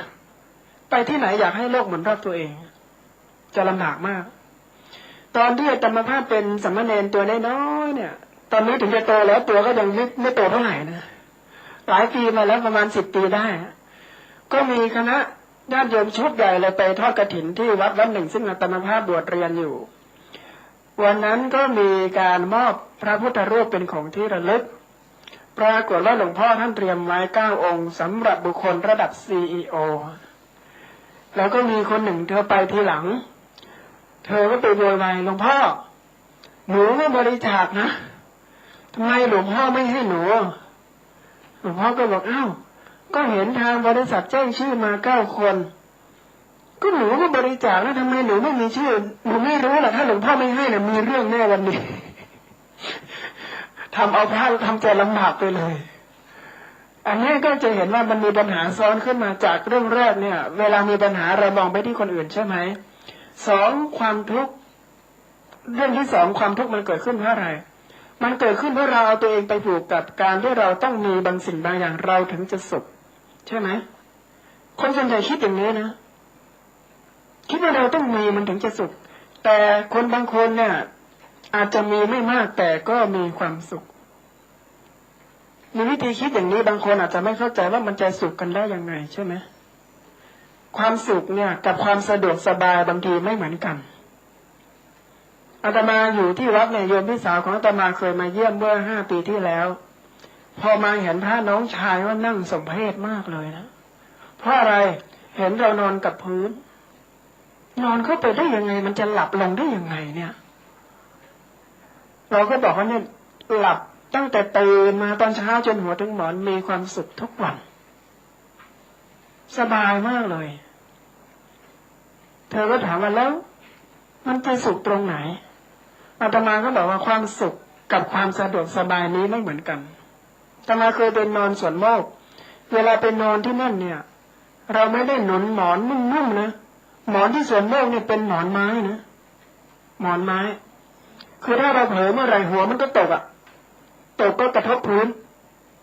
แล้วความกว้างความยาวของกุฏิเนี่ยด้านหัวก็จะหลดฝาด้านเท้าก็จะหลดฝาแค่นั้นเองไม่มีอุปกรณ์อำนวยกิเลสอะไรเลยแต่ว่าเราอยู่ที่นั่นเนี่ยมีความสุขมากวันแรกที่อาตมาไปสวนโมกอาตมาไปนั่งดูพระเขาฉันข้าวกันเขาฉันกันมื้อเดียวนะเวลาเขาฉันเนี่ยเขาจะให้พระนั่งเรียงกันเป็น20 รูปสมัยหลวงพ่อพุทธทาสอยู่ท่านจะนั่งด้วยหัวโต๊ะนะแล้วท่านก็จะให้กับข้าวเนี่ยมันจะมีรางเหมือนรางรถไฟนะองค์ที่1ตักปุ๊บท่านก็จะผลักส่งมาเป็นทอดพอมาถึงเราตอนปลายแถวนี่มันไม่เหลือละของอร่อยๆนี่ชักไม่เหลือแล้วเพราะว่าเขาตักก่อนหมดเลยอาตมานั่งตรงกันข้ามกับพระรูปหนึ่งซึ่งเป็นคนใต้เป็นนักธุรกิจใหญ่ที่มาบวชทีนี้ด้วยความที่วันหนึ่งฉันกัน1 มื้ออาตมาก็แหมวันหนึ่งนั่น1 มื้อนะมันต้องฉันกันให้เต็มที่นะแต่ท่านก็จะออกกฎว่าให้เรารู้จักประมาณคุณโยมเชื่อไหมกว่าอาตมาจะรู้จักประมาณเนี่ยมันเข้าวันที่3ที่4แล้วนะเพราะพอเห็นอาหารเมื่อไหร่เรารู้ว่าเราได้ฉันแค่1 มื้อแล้วก็จะตักให้มันเต็มที่เลยนะและตรงกันข้ามกับอาตมามีพระรูปหนึ่งท่านนั่งฉัน วันก็จะมีผักภาคใต้เนี่ยเขาจะนิยมทานผักกันนะผักเยอะเหลือเกินเอามาเป็นซ่อมหญ้าเลยเนี่ยพอผักมาถึงตรงหน้าหลวงพี่องค์นั้นก็จะหยิบผักเข้าไปแล้ววางตรงหน้าท่านจะหยิบผักแล้วก็บรรทุกเข้าปากเลยนะเหมือนเอาอ้อยเข้าปากช้างเราก็นั่งดูทำไมท่านฉันผักได้อร่อยเหลือเกินนั่งดูอยู่2 วันวันที่3เนี่ยผักบุ้งมาเป็นฟ่อนเลยอาตมาก็หยิบมาลองฉันดูทำไมท่านอร่อยเหลือเกินเราก็ลองฉันดูมันอร่อยนะวันหลังจึงกระซิบว่าทำไมหลวงพี่ทานผักเยอะแล้วเวลาทานเนี่ยเหมือนกับว่ามันเป็นอาหารที่อร่อยที่สุดเลยหลวงพี่ท่านบอกว่าจะไม่ให้อร่อยได้ไงเพราะมันเป็นมื้อเดียวของวันแล้วนั้นก็อยู่กันอย่างมีความสุขนะอาตมาไปพักอยู่ที่นั่นอาตมาก็มีความสุขมากดังนั้นเราจะเห็นว่าความสุขแท้ที่จริงแล้วบางครั้งมันอาจจะไม่ขึ้นอยู่กับความมีก็ได้อาจจะขึ้นอยู่กับการที่ใจของเราเนี่ยมันมีความสุขใจของเรามันมีความสุขอาตมาภาพเพิ่งไปงานแถลงข่าวการ์ตูนพุทธประวัติฉบับโลกมากับดร.สุเมธ ตันติเวชกุลคือในปีพุทธศักราช 2550 เนี่ยพระบาทสมเด็จพระเจ้าอยู่หัวจะทรงเจริญพระชนมพรรษา80 พระพรรษาอาตมาก็ทำโครงการหนึ่งขึ้นมานั่นก็คือทำโครงการธรรมะการ์ตูนร่วมกับทีมงานคนไทยที่ไปเคยไปทำงานกับวอลต์ดิสนีย์วอร์เนอร์บราเธอร์พูดง่ายๆว่าทำงานระดับโลกมาแล้วนะงานดีๆการ์ตูนดีๆที่คนไทยได้ดูเนี่ยมาฉายเมืองไทยที1 กว่าเป็น100 ล้านเนี่ยคนไทยทำแต่ทำในนามของวอลต์ดิสนีย์ทีนี้คนเหล่านี้กลับมาเมืองไทยมาร่วมมือกับอาตมาจะทำการ์ตูนพระพุทธประวัติ The Life of Buddha ถวายในหลวงเพื่อเทิดพระเกียรติและแปลเป็น5 ภาษาจะเป็นภาพยนตร์พุทธประวัติฉบับแรกของโลกจะไปสู่เวทีโลกเลยเดี๋ยวคุณโยมตามดูทางรายการเจาะใจเร็วเดี๋ยวนี้จะมีตัวอย่างมายั่วน้ำลายกันในหนังสือเล่มล่าสุดของดร.สุเมธซึ่งอาตมาภาพก็นิยมหนังสือท่านมากท่านเล่าเรื่องหนึ่งเอาไว้เป็นเรื่องที่ดีนะเป็นเรื่องที่ดีมากๆนั่นก็คือท่านบอกว่ามีเหตุการณ์จริงเรื่องหนึ่งเกิดขึ้นที่สหรัฐอเมริกามีนักธุรกิจที่รวยมากๆจริงๆคนโยมที่นั่งอยู่ในที่นี้อาจจะรวยกว่าเขาก็ได้ใช่ไหมแต่เป็นพลังเงียบเราเงียบก็บอกว่าดร.สุเมธเล่าว่านักธุรกิจคนนั้นเนี่ยวันหนึ่งเคลิ้มอกเคลิ้มใจจับรถออกต่างจังหวัด2 คนกับลูกน้องพอไปถึงบึงใหญ่ก็ไปนั่งตกปลาเลยนะเฉพาะเครื่องมือตกปลาเนี่ยชุดหนึ่งก็หลายหมื่นนะอย่างน้อย4-5 หมื่นเฉพาะชุดตกปลานะไม่ต้องพูดถึงว่าธุรกิจนี้จะมีกี่พันล้านในระหว่างที่ไปนั่งตกปลาก็ไปเจอชาวบ้านคนหนึ่งนั่งตกปลาอยู่ก่อนนักธุรกิจก็ถามว่าได้เยอะไหมชาวบ้านก็ตอบว่าก็พออยู่พอกินนะครับมาตกทุกวันหรือเปล่าชาวบ้านก็บอกว่าก็มาเกือบทุกวันนักธุรกิจใหญ่ก็ถามว่าเอาปลาไปเนี่ยไปทำไมเขาบอกว่าผมก็ตกปลาไปแล้วก็ทำกับข้าวกินมื้อเดียวก็จบถ้าไม่พอพรุ่งนี้ก็มาใหม่นักธุรกิจระดับพันล้านก็ถามว่าทำไมคุณไม่ขายชาวนาก็บอกว่าทำไมต้องขายวิธีคิดมันคนละขั้วเลยนะวิธีคิดคนละขั้วเขาก็บอกว่าขายสิจะได้มีเงินชาวนาถามบอกมีเงินแล้วทำไมก็จะได้มีความสุขไงชาวนาบอกทำไมต้องมีเงินแล้วถึงมีความสุขผมสุขทุกวันเลยนะนักธุรกิจใหญ่เลิกคิ้วเลยมีอย่างนี้ด้วยเหรอมนุษย์ชาวนาก็ถามต่อว่าแล้วคุณไปทำอะไรมาเนี่ยนักธุรกิจบอกผมก็ไปเรียนเมืองนอกมาตั้งหลายปีแล้วเนี่ยกว่า20 ปีแล้วที่ผมมาทำธุรกิจตอนนี้ทุกอย่างเนี่ยไปได้ดีหมดผมก็มอบให้ลูกหลานดูแลกิจการไปเพื่อที่ผมจะได้มีเวลามานั่งตกปลาอย่างคุณนี่แหละชาวนามองหน้าเลยทีนี้โอ้โหเพื่อที่จะได้นั่งตกปลาอย่างมีความสุขคุณเสียเวลาไปถึง20 ปีเนี่ยนะดร.สุเมธท่านเล่าด้วยความสุขของท่านตั้งมาอ่านแล้วก็มีความสุขนะคือความสุขที่คิดว่าหนึ่งคือคนมีเงินเนี่ยถ้ามีเป็นมันก็สุขนะใช่ไหมแต่ถ้ามีไม่เป็นมันก็ทุกข์แล้วคนที่มันไม่มีเงินเลยเนี่ยถ้าทำใจไม่เป็นมันก็โคตรทุกข์นะแต่ถ้ามันทำใจเป็นมันก็สุขใช่ไหมเพราะฉะนั้นบางครั้งคำนิยามคำว่าความสุขเนี่ย บางคนบอกว่าไม่ได้ขึ้นอยู่กับความมีเพราะอะไรเพราะแกมันจนอยู่แล้วเลยพูดเข้าข้างตัวเองอาตมาอยากจะนิยามหมายว่าความสุขเนี่ยถ้าเรามีให้เป็นเราก็สุขถ้าเราจนให้เป็นเราก็สุขไม่จำเป็นจะต้องไปดึงคนรวยมาทำเป็นคนจนถึงจะสุขใช่ไหมหรือไม่จำเป็นจะต้องบอกคนจนไปทำตัวเป็นคนรวยถึงจะสุขความสุขความทุกข์บางครั้งอยู่ที่ว่าเราตั้งโจทย์ชีวิตยังไงถ้าเราตั้งโจทย์ยากนะบางทีนี่มี100 ล้านเนี่ยเราก็ยังรู้สึกว่ามันไม่พอนะมันต้องหากันไปอีกหาไปเรื่อยๆพอมีสัก10,000 ล้านเราไปอยู่ในห้องICUซะแล้วไม่ทันได้ใช้ก่อนตายตั้งมูลนิธิให้คนอื่นไปแล้วตัวเองไปไหนไม่ทันใช้เหมือนกันลืมไปมัวแต่หาเงินจนลืมใช้เงินเพราะดังนั้นในระหว่างการใช้ชีวิตเนี่ยสิ่งหนึ่งที่เราควรจะตั้งคำถามถามตัวเองก็คือว่าสัดส่วนของการใช้ชีวิตกับสัดส่วนของการมีความสุขในชีวิตมันเกิดสมดุลไหมมันพอดีหรือเปล่าอันนี้เป็นเรื่องที่อยากจะตั้งคำถามเป็นเรื่องแรกแล้วเรื่องต่อมาก็คือเวลาเรามีทุกสิ่งทุกอย่างแล้วบางคนเนี่ยก็ทุกข์นะอาตมาเคยเจอนักธุรกิจใหญ่ท่านหนึ่งถ้าชื่อนี้คุณโยมร้องอ๋อกันทุกคนอ่ะเพราะว่าอยู่ใกล้ๆตัวเรานี่เองทุกข์มากๆไม่ได้ทุกข์เพราะว่าไม่มีเงินนะแต่ทุกข์เพราะว่าสามีมีเงินเหมือนกันกับตัวเองนี่แหละคือพวกนี้เราเก่งทั้งคู่แล้วทีนี้พอมีเงินมากๆเนี่ยผู้เป็นภรรยาก็ดีมากๆสามีก็ดีมากๆนะดีมา10 กว่าปีแล้วแต่พอภรรยามาจับได้ภายหลังถึงได้รู้ว่าที่ดีมา10 กว่าปีนี้ก็ชั่วมา10 กว่าปีเหมือนกันคือแอบชั่วไว้เหมือนกันเรื่องของเรื่องก็คือว่าวันหนึ่งเนี่ยสามีทุกวันเนี่ยสามีเขาจะส่งข้อความมาให้แล้วก็เมื่อต้นปีที่แล้วเนี่ยก็ส่งมาเหมือนกันแต่ชื่อผู้รับไม่ใช่ชื่อภรรยาอันนี้เขาเรียกว่าไฮเทคนี่มันไฮทุกนะมันมาพร้อมกันพอส่งข้อความผิดเท่านั้นเองภรรยาก็ไม่โวยวายด้วยความที่เป็นคนฉลาด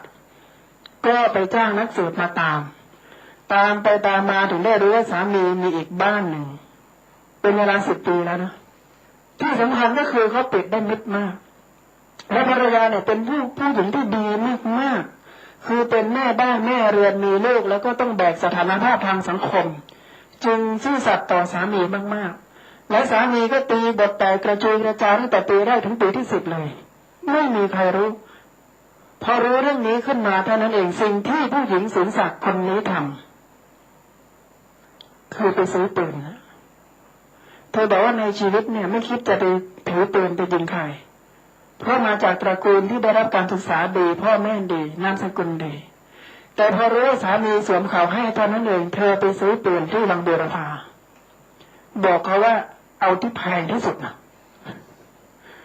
เอาที่ยิงแล้วเนี่ยไม่ให้มันได้ร้องเลยปรากฏว่าไปซื้อปืนมาแล้วไปต่างจังหวัดอาทิตย์หนึ่งทำไมไปฝึกยิงปืนให้เขาทำการตลาดทำวิจัยเรียบร้อยเลยนะคือเป็นนักบริหารเนี่ยจะไปยิงคนก็ต้องฝึกกะว่าทุกอย่างต้องแม่นก็ไปฝึกยิงปืนอยู่อาทิตย์หนึ่งฝึกยิงปืนฝึกทำใจให้เป็นคนที่ใจเย็นที่สุดเมื่อมั่นใจว่าตัวเองหน้าหยกหน้าเลือดพอเนี่ยชนิดที่ว่า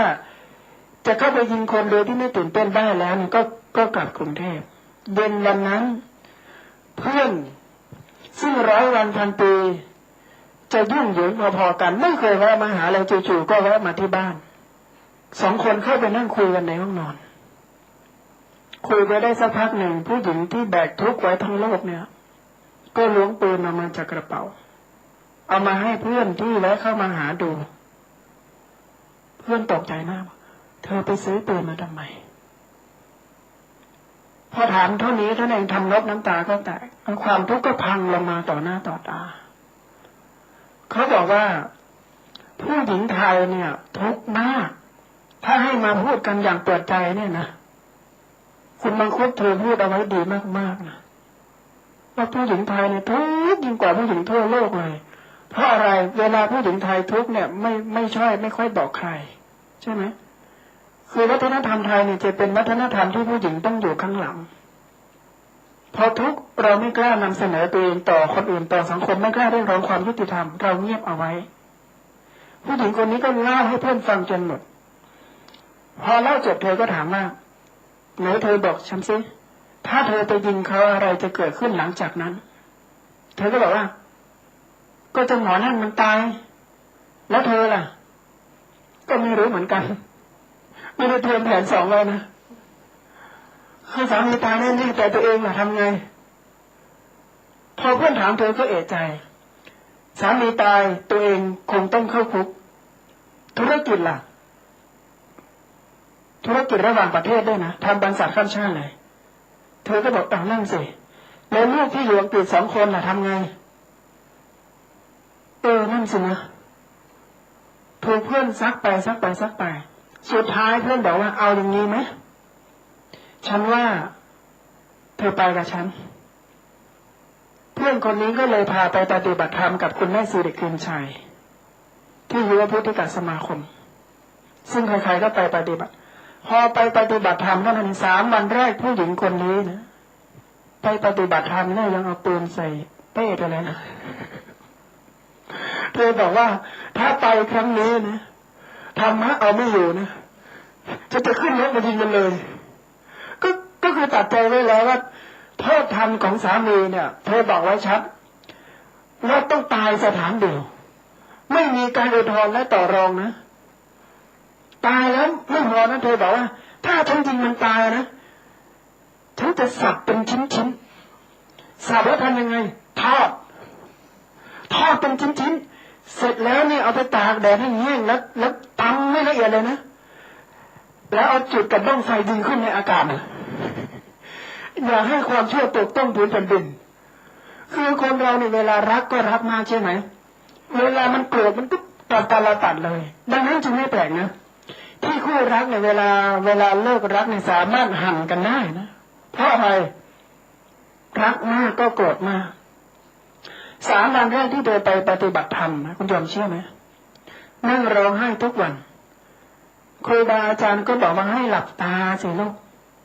เธอก็บอกว่ายิ่งหลับก็ยิ่งเห็นหน้ามันชัดนะลืมตาซะยังดีกว่าเพราะว่ายิ่งหลับทุกอย่างที่เขาเคยดีต่อเราเนี่ยตอนที่เราไม่รู้ความลับเนี่ยเราก็จะบอกว่าโอ้ยแสนดีแต่พอเรามารู้ความลับเราจะมองว่าช่างแสดงได้สมจริงเหลือเกินเนี่ยมันจะปรุงแต่งไปอีกด้านหนึ่งนะยิ่งทำดีแต่เราเท่าไหร่เนี่ยจิตมันก็จะบอกว่าแสดงทั้งหมดเห็นนะ3 วันผู้หญิงคนนี้ไม่เป็นอันนั่งสมาธิไม่เป็นอันเดินจงกรมเพราะอะไรนั่งร้องไห้อย่างเดียวครูบาอาจารย์ต้องเฝ้านะปกติเนี่ยคน20 คนต่อครูบาอาจารย์1 คนอันนี้ครู3เลยนะครูบาอาจารย์3 คนเลยนะตามเจอเลยแล้ววันที่4ในระหว่างที่ปฏิบัติธรรมแล้วผู้หญิงคนนี้รู้สึกว่าทุกข์จนอกมันจะระเบิดเธอก็ออกไปเดินรอบระเบียงในระหว่างที่เดินนั้นก็เอามือประสานไว้ที่หน้าตักนะประสานมือแล้วก็เดินไปรู้สึกว่ามันปวดเมื่อยทั้งมือทั้งเท้าเพราะว่านั่งมาหลายวันมือเนี่ยมันเกาะติดกันแน่นเหมือนกับคีมเหล็กเธอรู้สึกว่าทุกข์จนขณะเดินอยู่ก็ร้องไห้เพราะนึกถึงความเจ็บช้ำน้ำใจที่ลูกผู้หญิงได้รับนะนึกถึงความรักที่เรามีต่อเขาแล้วเขาไม่ซื่อนี่นึกถึงหน้าของผู้หญิงอีกฝ่ายหนึ่งเนี่ยว่าเป็นคนใกล้ๆกันเท่านั้นเองเธอบอกว่าถ้าเป็นคนไกลนะจะไม่โกรธเลยแต่นี้เป็นใครก็เป็นคนที่เขาเคยอุปถัมภ์บำรุงนั่นเองยิ่งคนใกล้เนี่ยยิ่งใกล้มันยิ่งเจ็บใช่ไหมเพราะอะไรสำนวนไทยก็บอกว่ากินบนเรือนที่รถบนหลังคานะมันเจ็บมากๆเธอรู้สึกว่ามันปวดทั้งข้างนอกข้างในจนกระทั่งปวดมาถึงมือก็อยากจะปล่อยมือจึงค่อยๆกำหนดว่าปล่อยมือพอเธอปล่อยมือออกเท่านั้นเองคุณยอมเชื่อไหมก้อนความทุกข์ที่มันเกาะกันอยู่ในใจมาแรมเดือนเนี่ยมันหลุดออกพร้อมๆกับมือที่ถูกปล่อยเพราะเดียวเท่านั้นผู้หญิงคนนี้ชาว่าตั้งแต่ท้ายทอยจนถึงเท้าพอเธอปล่อยมือข้างนอกความทุกข์ข้างในมันหลุดพรวดลงไปการปล่อยวางที่แท้จริงเกิดขึ้นเมื่อจิตมันมีสติมากพอ พอปล่อยพ่นลงไปเท่านั้นเธอร้องไห้โฮออกมาเลยแต่เป็นการร้องไห้ที่มีความสุขมากๆนะมีความสุขที่สุดเลยในชีวิตเธอบอกว่ามันเหมือนกับแหวกเมฆแล้วไปเห็นตะวันเข้าอ่ะทุกอย่างมันสว่างขึ้นมาโดยที่พูดกับใครก็ไม่ได้แล้วความรู้สึกต่อสามีเมื่อเธอไปมองย้อนก็คือสงสารที่สามียังลอยคออยู่ในความทุกข์สามีกลายเป็นสัตว์โลกผู้น่าสงสารหน่อยนะ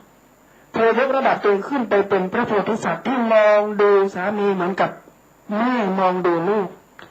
ที่ยังเวียนว่ายอยู่ในโลกโกรธหลง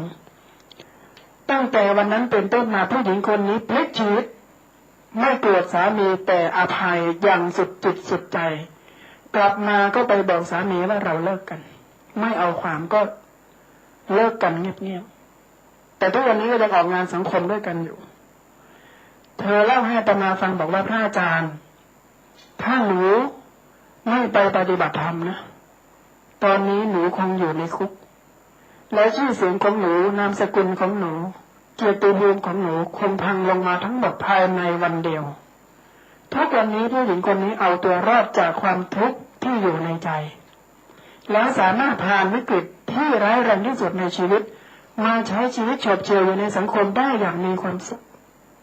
เธอบอกตัวเองว่าในชีวิตดิฉันไม่เคยคิดเลยว่าธรรมะมันจะช่วยอะไรได้เพราะมีทุกอย่างเลยนะการศึกษาจบจากเมืองนอก2 ใบธุรกิจที่ตระกูลทำมาเนี่ยก็พอที่จะอยู่กันได้หลายชั่วคนเดินไปที่ไหนก็ขับรถผ่านในตำรวจยังมองเฉยๆทำเป็นไม่เห็นนะแต่ทุกสิ่งทุกอย่างที่มีอยู่ข้างนอกมันเป็นเรื่องของวัตถุคนเราเวลาทุกข์มันเป็นเรื่องของใจเธอบอกว่าถ้าหนูไม่ไปปฏิบัติธรรมไม่รู้จักการฝึกสติชีวิตมันพังลงแล้ววันนั้นพอกลับมาในคนแรกที่ต้องขอบใจก็คือเพื่อนผู้หญิงคนนั้นที่พาให้ไปสงบจิตสงบใจด้วยการปฏิบัติธรรมปัญหาใหญ่ของคนเราทุกวันนี้โดยเฉพาะยิ่งคนในยุคทุนนิยมบริโภคอย่างนี้นะไม่ใช่การไม่มีเงินนะแต่มาเชื่อว่าเดี๋ยวนี้เงินอยู่ทุกคนทุกแห่งเงินมีคนเดียวก็มีแต่บางทีเงินมันก็อยู่อีกที่หนึ่งนะเวลาเรานอนหลับเงินมันก็เป็นตัวเลขอยู่ในบัญชีนู่นแต่ความทุกข์มันเป็นทุกข์เป็นที่มันเกิดขึ้นกับเราใช่ไหมความทุกข์คือสิ่งที่เราสัมผัสได้ที่นี่และเดี๋ยวนี้แต่ตัวเงินบางทีมันเป็นแค่ตัวเลขมันไม่มีตัวจริงหรอกมันเป็นเรื่องสมมติอย่างหนึ่งแต่ความทุกข์ไม่ใช่สิ่งสมมติถ้ามันเกิดขึ้นมันเกิดกับใจของเราเลยดังนั้นเวลาเรามีทุกข์เนี่ยบางครั้งเราเงินไปซื้อก็ไม่ได้ไปจ้างทนายมาช่วยแงะทุกข์ออกก็ไม่ได้นะไปต่อรองก็ไม่ได้เราจะต้องเรียนรู้ที่จะจัดการบริหารความทุกข์ด้วยตัวของเราเองอันนี้แหละเป็นวิธีบำบัดทุกข์ที่หนักหนาสาหัสถึงขั้นเปลี่ยนวิกฤตเป็นโอกาสได้ของผู้หญิงคนหนึ่งซึ่งอยู่ใกล้ๆเราทั้งหลายนี่เองแต่เรื่องแบบนี้เธอเล่าที่ไหนก็ไม่ได้วันหนึ่งมาเล่าให้อาตมาฟังอาตมาบอกว่าทำไมไม่เขียนเป็นวิทยาทานเธอก็ไปเขียนลงในหนังสือพิมพ์เนชั่นสุดสัปดาห์ใกล้ๆคอลัมน์ของอาตมาปรากฏว่าเป็นเรื่องที่ใครได้อ่านแล้วก็ชอบมากฟอร์เวิร์ดเมลส่งต่อๆกันไปเพราะนี่คือเรื่องจริงตรงที่เราจะก้าวไปหาความรุนแรงกับความสงบผู้หญิงคนนี้เลือกความสงบได้เพราะอะไรเพราะมีสติหลุดออกมาจากก้อนทุกข์ได้งานวิจัยชิ้นล่าสุดของฝรั่งเนี่ยเขาบอกเลยว่าผู้บริหารส่วนมากเสียชีวิตวันจันทร์ต้องระวังเลยนะทำไมเสียชีวิตวันจันทร์มันเริ่มงานกันวันนั้นใช่ไหมงานหลายวันจันทร์เนี่ยอะไรมันยุ่งมากนะถ้าเราไม่มีศิลปะในการเคลื่อนย้ายความทุกข์อ่ะคนรวยเนี่ยเวลาตายเนี่ยก็ศพไม่สวยได้นะทุกข์มันเยอะใช่ไหมทุกข์เยอะดังนั้นเดี๋ยวนี้เราจะเห็นหลายคนนักธุรกิจใหญ่ๆที่ยิ่งรวยยิ่งเข้าหาธรรมะยิ่งมีเงินมากยิ่งเข้าหาธรรมะไปดูงานที่ไหนคนเขาก็บอกให้สอนสมาธิทั้งนั้นเพราะฉะนั้นเดี๋ยวนี้ฝรั่งจะรู้จักคำว่า meditation รู้จักคำว่า mindfulness รู้จักคำว่า awakening ก็คือคำว่าสตินั่นเองความตื่นตัวในฝรั่งก็รู้จักบทเรียนที่ไม่ต้องนิยามใหม่นะตอนนี้ในเว็บไซต์ amazon.com เนี่ยเขาจะเปิดสอนวิปัสสนาเปิดสอนการแพงๆด้วยนะ อาตมาไปอ่านดูรายละเอียดแล้วนี่สู้หลักสูตรของเราก็ไม่ได้แต่เก็บแพงปีที่แล้วนิตยสารไทม์ขึ้นปกเรื่อง meditation ในลูกศิษย์ของอาตมาเนี่ยจบจากฮาร์วาร์ดกับทัฟพร้อมกันตอนนี้กำลังทำด็อกเตอร์อยู่ที่มหาวิทยาลัยญี่ปุ่นเขาทำเรื่องวิปัสสนาในญี่ปุ่น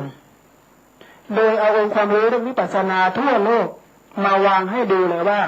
ทั่วโลกเขาสอนวิปัสสนากันยังไงเขาจัดกันยังไงคุณยอมเชื่อไหมเขาพบว่านิตยสารใหญ่ๆที่เราอ่านกันเนี่ยล้วนแต่มีคนสนใจเรื่องนี้ทั้งนั้นเมื่อปีก่อนองค์นาลายลามะไปที่ออสเตรเลียมีการบรรยายเรื่องการจัดการเกิดวิกฤต crisis management คนฟัง60,000 คนนะใช้สนามกีฬาโอลิมปิกเลยและซื้อบัตรแพงมากเลยไปฟังพระพูดเรื่องอะไรพูดเรื่องการหายใจให้ถูกวิธีเรื่องแค่นี้เองนะคนไทยหลายคนก็บินไปฟังนะเราไปถึงที่นั่นถึงได้รู้ว่าอ๋อนึกว่าสอนอะไรใหญ่โตสอนเรื่องหายใจให้ถูกวิธีแต่สำหรับโลกตะวันตกนั่นเป็นเรื่องที่เขาตื่นตัวกันมากอาตมาไปอาตมาก็บอกว่าอาตมาไม่รู้เรื่องอื่นนะอาตมารู้อยู่2 คำ breathing in breathing out หายใจเข้าหายใจออก breathing in I know หายใจเข้ารู้เอาฝรั่งมาพูดไทยหมดเลยเขาอยากเรียนเขาก็บินตามมาปีที่แล้วมีผู้บริหารยักษ์ใหญ่ของหนังสือพิมพ์ญี่ปุ่นก็บินมาเรียนอาตมาก็บอกคุณไม่ต้องทำอะไรนะคุณแค่หายใจให้เป็นแล้วกลับไปทำงานด้วยความมีสติทุกวันจะเป็นวันแห่งความสุขมันง่ายนิดเดียวแต่ถ้าเราหายใจไม่เป็นเนี่ยคุณยอมเชื่อไหมว่าเราเนี่ยจะหายใจเอาความทุกข์ปนเข้าไปความทุกข์เนี่ยเป็นสารปนเปื้อนในลมหายใจของเราโดยที่เราไม่รู้สารปนเปื้อนแห่งความทุกข์นี่มันมาหลายทิศทางนะบางทีเปิดหนังสือพิมพ์อ่านตอนเช้าวันนี้เจอแล้วคมชัดลึกหนุ่มรักคุดส่งเสียแฟนเรียนตั้งแต่ม.ต้นตอนนี้เธออยู่ปี 4ผู้หญิงขอเลิกเพราะอะไรเพราะผู้ชายทำงานเป็นยามผู้ชายรับไม่ได้ที่อุตสาห์ทิศเงินเดือนส่งเรียนถึงปี 4แล้วตั้งแต่ม.ต้นนะปรากฏว่าผู้ชายคนนี้รับไม่ได้ฆ่าแฟนและนอนกอดแฟนอยู่2 คืนนอนกอดศพอยู่2 คืนคิดดูสิเมื่ออาทิตย์ก่อนหน้านั้นอีกเด็กที่จุฬาใช่ไหมขึ้นไปบนยอดตึกแล้วพุ่งเหงาลงมาแหลกละเอียดเลยเหตุผลง่ายๆที่ฆ่าตัวตายคืออะไรก็คือแฟนขอเลิกทีนี้อาตมามีลูกศิษย์คนหนึ่งเขาเล่าเรื่องจริงให้ฟังบอกว่าพระอาจารย์ตึกที่ผู้ชายคนนี้ฆ่าตัวตายเนี่ยเมื่อตอนที่ผมเรียนปี 1ผมก็เคยขึ้นไปจับจองมาแล้วครั้งดูมันสวยดีกะว่ากระโดดทีเดียวเนี่ยตายนึกถึงโฆษณาตบทีเดียวอยู่เนี่ย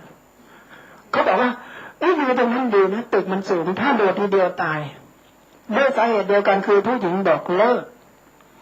ขึ้นไปแล้วก็ตั้งใจว่าจะกระโดดตึกฆ่าตัวตายในขณะที่กำลังทำใจอยู่เนี่ยเขาก็ร้องห่มร้องไห้ฟูมฟายน้ำหูน้ำตาไหลในระหว่างที่กำลังน้ำหูน้ำตาไหลเนี่ยเด็กคนนี้ด้วยความที่เรียนคณะอักษรศาสตร์นึกถึงกวีนิพนธ์บทหนึ่งของอังคารกัลยาณพงศ์ชื่อเสียเจ้าราวมณีรุ้งกวีนิพนธ์บทนี้เพราะมากเด็กคนนี้มันกำลังร้องไห้อารมณ์เนี่ยประมาณว่าร้องเสร็จก็ตายกันเลยในระหว่างที่เราให้บทกวีแบบนี้แวบเข้ามาในหัวด้วยความที่ไม่รู้เนื้อรู้ตัวนะเขาดึงปากกาออกมาจากกระเป๋าแล้วเขียนกวีลงไปเพราะว่ามันรู้ว่าแล้วก็เขียนกวีพอเขียนเสร็จอิ่มอกอิ่มใจคว้าเป้เดินจากดาดฟ้าเลยนะมารู้สึกตัวที่อยู่ชั้น 1นะแล้วมันก็ถามตัวว่าอ้าวทำไมเรามาอยู่นี่เนี่ยเมื่อกี้ไม่ใช่ขึ้นไปกระโดดตึกฆ่าตัวตายเหรอพอรู้สึกตัวอยู่ชั้นล่างให้เด็กคนนี้ก็บอกไม่ฆ่าละเขียนกวีดีกว่า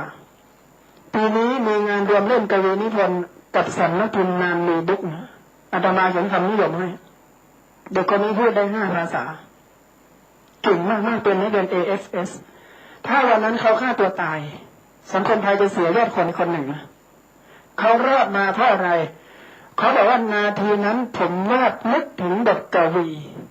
อารมณ์กวีมันไหลหลั่งพรั่งพรูจึงวาดไปเขียนบทกวีแล้วลืมจุดประสงค์ของตัวเองว่าจะกระโดดฆ่าตัวตายคำถามก็คือว่ามีสักกี่คนที่ไปอยู่ท่ามกลางวิกฤตอย่างนั้นแล้วเอาตัวรอดออกมาได้ใช่ไหมมีสักกี่คนสามีภรรยาที่ทะเลาะกันถ้าสามีเงื้อแล้วมีสามีกี่คนที่หยุดได้โดยที่ไม่ตกลงไปใช่ไหมมีเขากำลังเสวนาสัมมนาระดับโลกที่รัฐสภาในการยุติความรุนแรงในสตรีเด็กและครอบครัวน่ะคือเรื่องใหญ่มากเมื่อเราอยู่ในครอบครัวเนี่ยบางทีข้างนอกมันดูดีทุกอย่างแต่เมื่ออยู่ในบ้านเรากลับเต็มไปด้วยความรุนแรงความรุนแรงมีสองอย่างคือความรุนแรงเปิดเผยถึงขั้นลงไม้ลงมือกับความรุนแรงปกปิดความรุนแรงเปิดเผยก็คือว่าเวลาทะเลาะกันก็ลงไม้ลงมือเลยแต่ความรุนแรงปกปิดก็คือโทรไปก็ไม่รับนี่ความรุนแรงนะหรือรับก็พูดอย่างเสียไม่ได้แต่พูดกับลูกค้าในหวานใจแต่พูดกับคนที่บ้านแล้วพูดแบบขอไปทีนี่เป็นรูปแบบหนึ่งของความรุนแรงและเวลามีความรุนแรงอย่างนี้เกิดขึ้นคนส่วนมากก็จะหาทางบำบัดทางบำบัดมีสองอย่างหนึ่งไปถูกทางคือแก้ได้ถูกสองไปสร้างปัญหาใหม่ขึ้นมานั่นก็คือเข้าไปหาสิ่งที่ไม่ดีไม่งามเช่นไปหาเหล้าหาบุหรี่หายาเสพติดหรือบางทีก็ใช้ชีวิตประชดประชันกันไปเลยสุดท้ายก็เสียไปแต่เด็กคนเมื่อกี้เนี่ยเขาหลุดรอดจากวิกฤตคือความรุนแรงครั้งใหญ่ในชีวิตเพราะบทกวีมันมีทางเลือกที่ดีกว่านั้นไหมลูกศิษย์ของอาตมาคนหนึ่งเรียนอยู่ที่นิเทศศาสตร์จุฬาเหมือนกันเขาเล่าให้ฟังทำงานอยู่บริษัทยักษ์ใหญ่ด้านโฆษณาต้องทำงานกับชาวต่างประเทศปัญหาของเธอคือภาษาอังกฤษไม่ดีเวลาคุยกันเมื่อไหร่เนี่ยเขาบอกว่าเหนื่อยกันมากเลยทั้งเจ้านายทั้งลูกน้อง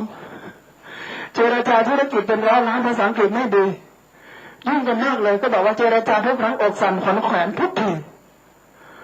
กลัวจะพลาดวันหนึ่งเนี่ยก็หอบเอาความเครียดกลับมาบ้านแล้วก็นอนไม่หลับนอนลืมตาตั้งแต่4 ทุ่มจนถึงตี 4ในระหว่างนั้นก็เอื้อมมือไปเปิดวิทยุคุณโยมเชื่อไหมพอเปิดวิทยุเช้าวันนั้นตี 4รายการวิทยุเปิดบทสวดมนต์เป็นเสียงสวดมนต์ธรรมเช้าแล้วก็มีเสียงสวดทำนองสารพันยะคุณโยมคงได้ยินนะองค์ใดพระสัมพุทธสุริสุทธศาสดาเด็กคนนี้นอนไม่หลับมาจนถึงตี 4พอได้ยินองค์ใดเธอก็นอนอยู่ในที่นอนนั้นก็เอากับเขาด้วยสิเขาสวดเราก็สวดพอสวดจบเชื่อไหมโรคปวดหัวที่เป็นมาตั้งแต่กลางวันน่ะจนทำให้นอนไม่หลับจนถึงกลางคืนตี 4น่ะสวดมนต์บทนี้เสร็จด้วยความบังเอิญแท้ๆนะปรากฏว่าโรคเครียดหายไปลุกขึ้นมานั้นไปทำงานปลอเหมือนเดิมเธอเกิดความสงสัยแล้วว่ามันเกิดอะไรขึ้นกับหนูก็ไปหาอาตมาเล่าเรื่องนี้ให้ฟังอาตมาก็บอกว่านี่แหละเป็นวิธีเคลื่อนย้ายถ่ายเทความทุกข์เป็นวิธีเคลื่อนย้ายถ่ายเทความทุกข์ที่น้อยคนเนี่ยจะทำเป็นอันนี้ขนาดค้นพบโดยบังเอิญนะคนพบโดยบังเอิญมันก็ยังช่วยได้นะออกจากความทุกข์ได้เลยอีกคนหนึ่งเป็นนักเขียนใหญ่ตอนนี้เป็นดีเจอยู่เป็นดีเจแล้วก็เป็นนักเขียนได้เป็นผู้หญิง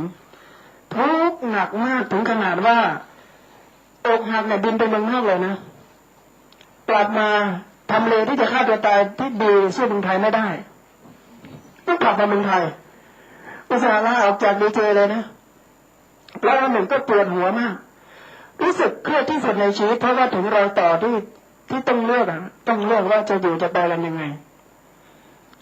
บังเอิญผู้หญิงคนนี้มีลักษณะอยู่อย่างหนึ่งก็คือถ้าเครียดต้องกินถ้าเครียดต้องกินเธอก็ขับรถเข้าไปร้านอาหารทะเลสั่งปูมาเต็มโต๊ะวันนั้นเครียดจนเป็นไมเกรนนะพอปูมาถึงจะแกะปูกินหมดโต๊ะเลยสั่งมาเท่าไหร่แกะหมดปรากฏว่าพออิ่มแต้แล้วเนี่ยก็ปวดหัวหายเมื่อไหร่ก็ไม่รู้เหมือนกัน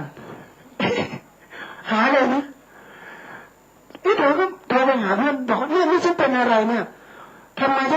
านไปถึงชลบุรีก็คือขับรถไปแบบไม่มีจุดหมายไงแต่รู้ว่าถ้าแค่ต้องกินก็สั่งตัวมากินกินเสร็จไม่มีความคิดฆ่าตัวตายอยู่ในหัวนะขับรถกลับกรุงเทพไปจัดรายการต่อเธอก็มาเขียนไว้ในหนังสือบอกว่ารอดมาได้เพราะปูเหลือเชื่อไหมคำถามที่อยากจะถามก็คือว่าหนึ่งเด็กคนนั้นรอดมาได้เพราะกวีเด็กอีกคนหนึ่งหายเครียดเพราะบทสวดมนต์และผู้หญิงคนนี้รอดมาได้เพราะว่าไปกินปูเพราะในระหว่างที่กินปูต้องแกะปูเป็นพันละวันสิ่งนี้ก็คือเขารอดมาได้เพราะสมาธิเขาได้ทำสมาธิโดยวิธีธรรมชาติ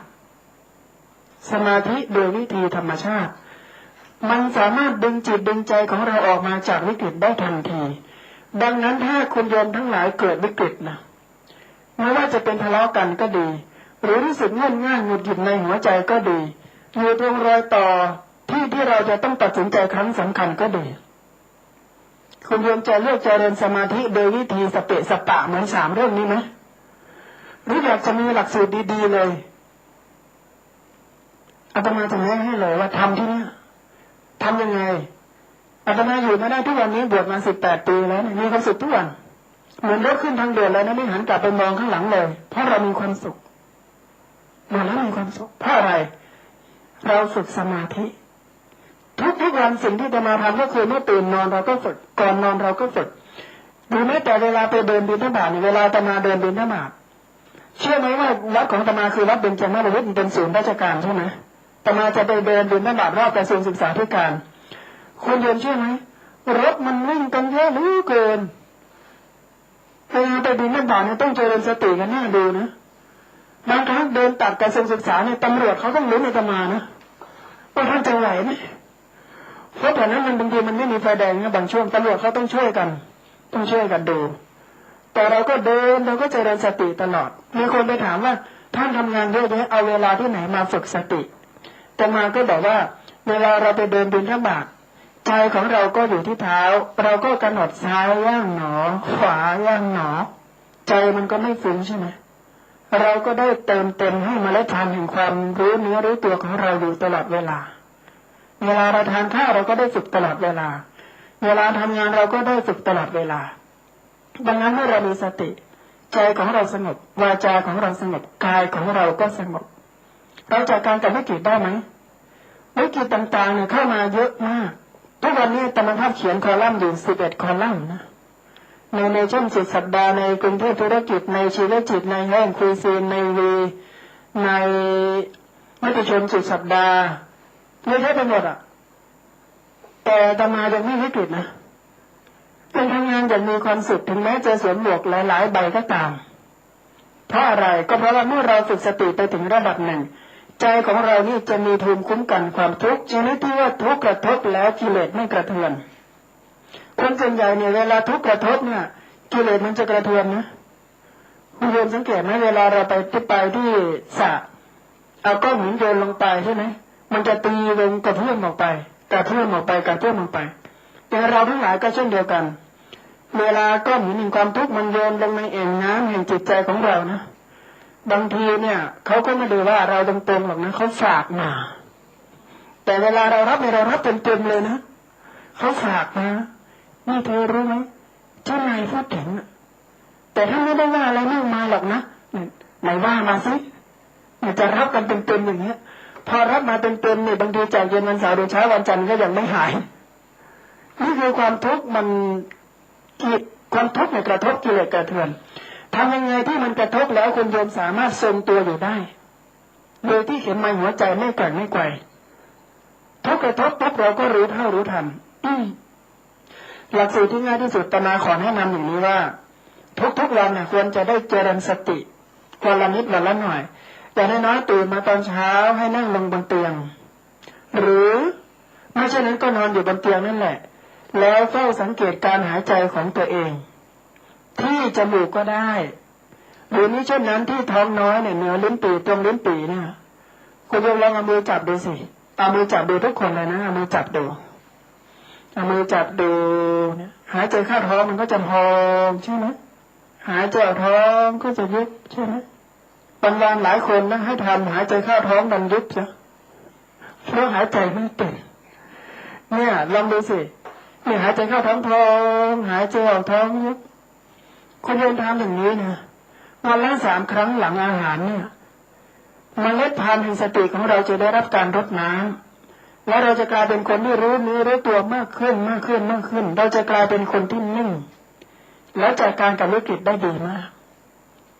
ศาสตราจารย์สัญญาธรรมศักดิ์เคยเขียนเอาไว้ว่าพระบาทสมเด็จพระเจ้าอยู่หัวทรงปฏิบัติพระสมาธิวันละ1 ชั่วโมงวันละ1 ชั่วโมงเพราะฉะนั้นเมื่อพระองค์ประทับบนพระเก้าอี้พระองค์จึงทรงนิ่งแล้วไม่มีปัญหาเลยสามารถจัดการกับวิกฤตใหญ่โตขนาดไหนพระองค์ก็นิ่งนะพระราชดำรัสนั้นเต็มด้วยข้ออัดข้อธรรมตลอดเวลาเพราะอะไรคนที่มีเซลฟ์คอนโทรลเนี่ยอยู่ที่ไหนอยู่ได้บริหารจัดการอารมณ์ของตัวเองได้ความทุกข์เข้ามาเนี่ยเราจะเห็นมันก่อนทุกเนี่ยทางพระท่านบอกว่ามีไว้สำหรับเห็นสุขมีไว้สำหรับเป็นแต่คนส่วนใหญ่จะบอกว่าทุกต้องมีไว้สำหรับเป็นสุขเอาไว้สำหรับคิดถึงในอุดมคติมันไม่ค่อยมาสักทีใช่ไหมบางคนจันทร์ถึงศุกร์เนี่ยทำงานกันหน้าดูเสาร์อาทิตย์ฉันถึงจะมีความสุขก็เป็นนอนกันซะเราขาดทุนมากเพราะอะไรในขณะที่เราใช้ชีวิตจันทร์ถึงศุกร์ชีวิตมันก็สึกหรอลงถ้าจันทร์ถึงศุกร์เราไม่มีความสุขชีวิตก็จะแย่ลงดังนั้นอาตมาจึงแนะเสมอว่าถ้าเราอยากมีความสุขขอแนะนำเลยนะในสถานการณ์ไหนๆก็ได้ตื่นมาตอนเช้าหรือหลังทานข้าวทุกมื้อแล้วก็ก่อนนอนให้คนโยมเอามือแตะที่หน้าท้องแล้วหายใจช้าๆเนี่ยหายใจเข้าหายใจออกหายใจเข้าหายใจออกทำอย่างนี้คุณโยมจะมีความเชื่อมั่นเกิดขึ้นความนิ่งเกิดขึ้นและเราจะได้ค้นพบด้วยตัวเองว่าเราเริ่มเปลี่ยนแปลงไปในทางที่ดีขึ้นอันนี้คือการจัดการความทุกข์และทุกข์อีกประเภทหนึ่งจะขอเล่าเป็นเรื่องสุดท้ายก็คือเรื่องการจัดการความโกรธเมื่อเร็วๆนี้มีลูกศิษย์อาตมาโทรมาหาเขาเป็นเจ้าของโปรเจกต์ที่ไปรับงานจากรัฐบาลมาทำ1,000 กว่าล้านทุกข์มากเลยเพราะอะไรเขาบอกว่าถ้าเป็นในบริษัทเขาสั่งแล้วทุกคนฟังแต่พอเป็นงานใหญ่อย่างนี้ที่จะต้องประสานกับคนอื่นๆเนี่ยนับ10 ทิศเนี่ยไม่มีใครฟังเขาเลยโกรธมากเขาก็ถามว่าถ้าผมโกรธมากๆผมจะทำยังไงผู้ชายคนนี้เวลาโกรธจะไปตีกอล์ฟแล้วก็ใช้แคดดี้เปลืองมากเพราะว่าโกรธแล้วก็ใครอยู่ใกล้ก็ลงที่นั่นหมดเลยนะเขาบอกว่าถ้ามียาดีไหมเอาสั้นๆอาตมาก็บอกว่าเอาตามสูตรแล้วกันนะเพราะอาตมาเขียนหนังสือไว้ธรรมะหลับสบายอาจารย์นพมาศ ไวหงส์แห่งจุฬาแปลเป็น Anger Management ก็บอกว่าเอาจะสรุปหนังสือให้ฟังเลยนะ1ถ้าคุณโกรธนะหงุดหงิดฉุนเฉียวเพราะการทำงานเนี่ยให้ใช้วิธีแรกสุดให้ปิดปากนะเพราะอะไรถ้าคุณไม่ปิดปากนะความโกรธมันจะพุ่งจากข้างในแล้วหลุดออกจากปากนะถ้ามันหลุดออกจากปากเราควบคุมไม่ได้นะใช่ไหมถ้ามันหลุดจากปากแล้วมันไปไหนมันก็ต้องหาที่ลงกระทบใครเขาบอกว่าคำพูดดีมีค่าดังหยดทำให้อบอุ่นได้ถึง3 ฤดูหนาวแต่คำพูดที่ไม่ดียิ่งกว่าหอกดาบแหลมเหลาทิ่มก็ไปทีหนึ่งบางทีอยู่ในใจคนอื่นทั้งชีวิตใช่ไหมคำพูดเวลาลุกตื่นหลุดออกจากแหล่งแล้วเรียกคืนไม่ได้เพราะฉะนั้นถ้าโกรธนะให้ปิดปากเลยเขาบอกว่านอกจากปิดปากแล้วทำอะไรท่านอาตมาก็บอกว่า2ห้ามตัดสินใจเพราะตัดสินใจตอนโกรธนี่ไม่ดีนะลูกน้องบางคนรู้ว่าถ้าเจ้านายโกรธแล้วจะเซ็นอนุมัติเร็วชอบยั่วให้โกรธด้วยไม่ได้เราจะผิดพลาดตอนตัดสินใจ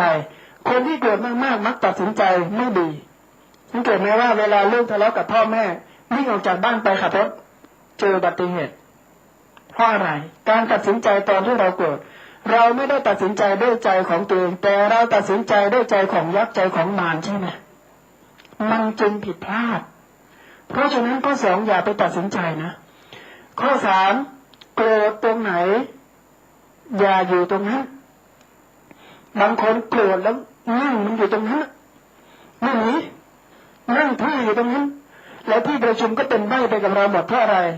ถ้าเจ้านายเครียดคนหนึ่งมันก็เครียดทั้งหมดใช่ไหมกระจายเป็นเมล็ดพันธุ์แห่งความโกรธเกลียดชิงชังเราโกรธตรงไหนอย่าอยู่ตรงนั้นเพราะถ้าเราอยู่ตรงนั้นรังสีอำมหิตเนี่ยมันก็จะออกมาเหมือนกับลาวาที่มันไหลจากภูเขาไฟนะใครอยู่ใกล้จะรับเคราะห์วิธีที่ดีที่สุดให้เดินออกไปทำอะไรก็ได้ที่ไม่ต้องใช้ความรุนแรงบางคนเดินออกจากสถานการณ์ไปตีกอล์ฟลูกกอล์ฟเนี่ยรับเคราะห์หมดนะใช่ไหมหรือบางคนกระโดดขึ้นรถขับรถบางทีไม่ใช่รถที่รับเคราะห์หรอกบางคนโกรธมากเลยขับรถไปชนกำแพงนึกว่ารถมันจะเจ็บนะสิตัวเรานี่หนักหนาสาหัสเพราะฉะนั้นที่ออกจากสถานการณ์แล้วไปทำอะไรที่มันเย็นอาตมาเนี่ยเคยใช้วิธีซักผ้าถ้าโกรธเนี่ยให้ทำ2 อย่างนะไปซักผ้ากับไปขัดห้องน้ำวิเศษมากเลยนะโกรธมากก็ไปลงที่ผ้าซักเสร็จมันหายโกรธนะขัดห้องน้ำเนี่ยขัดเสร็จมันก็หายโกรธแต่คุณโยมก็มีวิธีมากกว่านั้นไม่ได้จัดห้องมานานแล้วโกรธทีนึงหรือมาจัดเลยบางคนบอกหนูเวลาโกรธนะต้องโทรศัพท์หาเพื่อนคุณไม่รู้หรือว่าเพื่อนเราเนี่ยเขาเผาเรือนง่ายนะใช่ไหมยิ่งโกรธยิ่งโทรหาเนี่ยโทรช่วยฟังฉันหน่อยไปหมดเก็บให้นิดนะเชื่อไหมมันไม่อยู่หรอกความลับเนี่ยมันจะเป็นความลับก็ต่อเมื่อมันยังอยู่กับเราใช่ไหมถ้ามีคนที่2มาฟังแล้วเนี่ยทฤษฎีทั่วโลกเขาวิจัยตรงกันบอกว่ามันไม่เป็นความลับไม่เป็นความลับเลยยิ่งบอกว่าเธอต้องจำไว้เลยนะเรื่องนี้เนี่ยเราต้องเหยียบนะแล้วเงียบเลยนะจ่าพอวางปุ๊บกดพับเนี่ยแต่ที่เห็นแล้วธรรมชาติของคนก็คือถ้ามีใครพยายามปิดจะมีคนพยายามเปิดใช่ไหมเรื่องนี้ไม่มีอะไรน่าสนใจหรอกไม่ต้องติดตามอะไรมากมายอย่างเงี้ยระวังให้ดีธรรมชาติมนุษย์นะยิ่งปิดกั้นเสรีภาพคนที่เคยหาเสรีภาพใช่ไหมนี่ธรรมชาติมนุษย์คืออยากรู้อยากเห็นเรื่องของชาวบ้านเพราะฉะนั้นข่าวหน้าหนึ่งเนี่ยการเมืองการเมืองเนี่ยทุกวันคนชอบที่สุดเลยนะคนชอบที่สุดดังนั้นถ้าคนโกรธนะบอกแล้วว่าให้เงียบซะเงียบแล้วทำยังไงอย่าตัดสินใจนอกจากอย่าตัดสินใจแล้วให้ทำยังไงต่ออย่าพูดข้อสำคัญที่สุดก็คืออย่าโทรศัพท์ไปหาใครไปเล่าให้บ้านโน้นบ้านนี้เล่าเสร็จแล้วสบายใจหารู้ไหมว่าพอมันจบที่เราแต่มันกำลังเริ่มต้นที่หูคนอื่นนับร้อยนับพันใช่ไหมมันจะไม่หยุดดังนั้นท่านก็บอกว่าให้ถ่ายเทพลังด้วยการทำงานซะไปตัดหญ้าไปทำอาหารข้าวครัวแล้วก็ว่ากันไปเคลื่อนย้ายพลังเหมือนกับที่น้องคนหนึ่งเคลื่อนย้ายพลังด้วยการเขียนบทกวีด้วยการแกะปูจนหายปวดหัวหรือด้วยการสวดมนต์นี่เหล่านี้เป็นวิธีเคลื่อนย้ายความโกรธและวิธีอีกวิธีหนึ่งก็คือว่าเมื่อเราออกจากความโกรธจนเย็นแล้วให้ใช้วิธีแผ่เมตตาให้ใช้วิธีแผ่เมตตาแผ่เมตตาให้คนที่เราโกรธได้นะแต่มาเคยถามหลายคนนะเขาบอกว่าท่านให้ผมบริจาคสัก10 ล้านมันง่ายกว่านะจะให้ผมแผ่เมตตาให้มันผมทำไม่ได้หรอกทำไมเขาบอกว่ามันเป็นคู่แข่งกันพระพุทธเจ้าท่านบอกว่าต่อความร้ายด้วยความดีต่อความตระหนี่ด้วยการให้ต่อคนพูดเพราะด้วยคำสัตย์แต่คนส่วนใหญ่เนี่ยร้ายมาต้องร้ายไปใช่ไหมตาต่อตาฟันต่อฟันให้มันตาเหลยฟันหักกันไปข้าง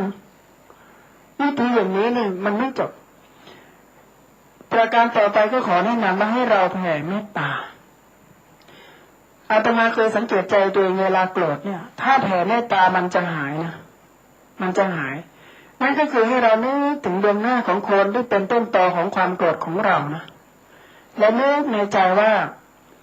ขอให้เธออยู่ร่มเย็นเป็นสุขขอให้มีสติขอให้ประสบความสำเร็จในชีวิตนะขอให้เธอราบรื่นนะลองสังเกตดูนะใครที่ไม่เคยทำแล้ว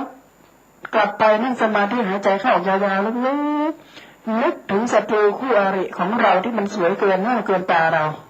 มันรวยกว่าเราใช่ไหมมันทำอะไรก็ดีหมดเนี่ยลองแผ่เมตตาให้เขานะ แล้วคุณโยมจะสังเกตว่าจิตใจมันกว้างขึ้นนะมันชุ่มเย็นตรงกันข้ามถ้าเรานึกถึงเขาแล้วเราเพิ่มพลังแห่งความเกลียดใส่เขานั้นคุณโยมเชื่อไหมทุกข์มากถ้าไม่เชื่อเนี่ยคุณโยมกลับไปที่ออฟฟิศกลับไปที่สำนักงานหรือกลับไปที่บ้านชวนใครก็ได้มาเป็นคู่ทะเลาะแล้วด่ากันให้หนักๆนะหลังจากที่เราด่าเสร็จแล้วสังเกตไหมว่าเราจะเหนื่อยใช่ไหมเหนื่อยมากนะเขาบอกว่าเวลาเราด่าคนเราจะใช้พลังงานมากเป็น10 เท่าเพราะฉะนั้นเวลาพ่อแม่ด่าลูกเสร็จแล้วเนี่ยพอปิดประตูตั้งเข้าไปพ่อแม่นั่งซุดลงบนเตียงเลยทำไมก็บอกสะใจจริงๆตัวเองไม่แก่ลงเป็น10 ปีเลยนะเนี่ยดังนั้นให้ลองสังเกตว่าถ้าเราใช้พลังงานในการด่าคนอื่นเราจะแก่ลงมากอายุทางชีวภาพคือทางใจเนี่ยจะลดลงเป็น10 ปีเลยนะทางกายทุกครั้งที่เราด่าเราจะแก่ลง1 ปีแต่ถ้าเราชมคนอื่นเนี่ยมันจะดีขึ้นทุกๆครั้งเหมือนกับเวลาเราไปรดน้ำต้นไม้เวลาเรารดน้ำต้นไม้ชุ่มเย็นคนที่รดอยู่กับน้ำก็จะร่มเย็นและวิธีสุดท้ายที่จะจัดการกับความเครียดในชีวิตก็คือให้เราทั้งหลายฝึกเจริญสติฝึกเจริญสติก็คือทำสมาธินั่นแหละบางคนนึกว่าต้องไปที่วัดอาตมาจะแนะอย่างนี้ว่าการทำสมาธิมี2 อย่างถ้ามุ่งความสงบเนี่ยควรหาที่สงบแต่ถ้าไม่มุ่งความสงบนะมุ่งความรู้สึกตัวอยู่ที่ไหนก็ทำได้นั่งอยู่ในโต๊ะทำงานใช่ไหมมันกำลังเครียดมากเราก็นั่งดูลมหายใจตัวเองก็พอทำไปเถอะสักพักหนึ่งมันจะดีขึ้นหรือกำลังเดินอยู่เราก็ดูการเดินของเราให้ใจอยู่ที่การเดินกำลังกินอยู่ก็ลองเคี้ยวข้าวแล้วก็หลับตาเคี้ยวดูนะหลับตาเคี้ยวแล้วก็ให้ใจไปอยู่ที่คำข้าวของเราทุกอย่างเนี่ยถ้าเราใส่ความตั้งใจเข้าไปมันจะเกิดคุณภาพชีวิตขึ้นมา ท่านกำลังติดตามรับฟังสถานีวิทยุกระจายเสียงพระพุทธศาสนาแห่งชาติคลื่นเพื่อการศึกษาพระพุทธศาสนาและวัฒนธรรมระบบ FM 104.5 เมกะเฮิรตซ์รายการต่อไปเป็นรายการทนายความพบประชาชนดำเนินรายการโดยทนายสุรชัย อาจินวัตร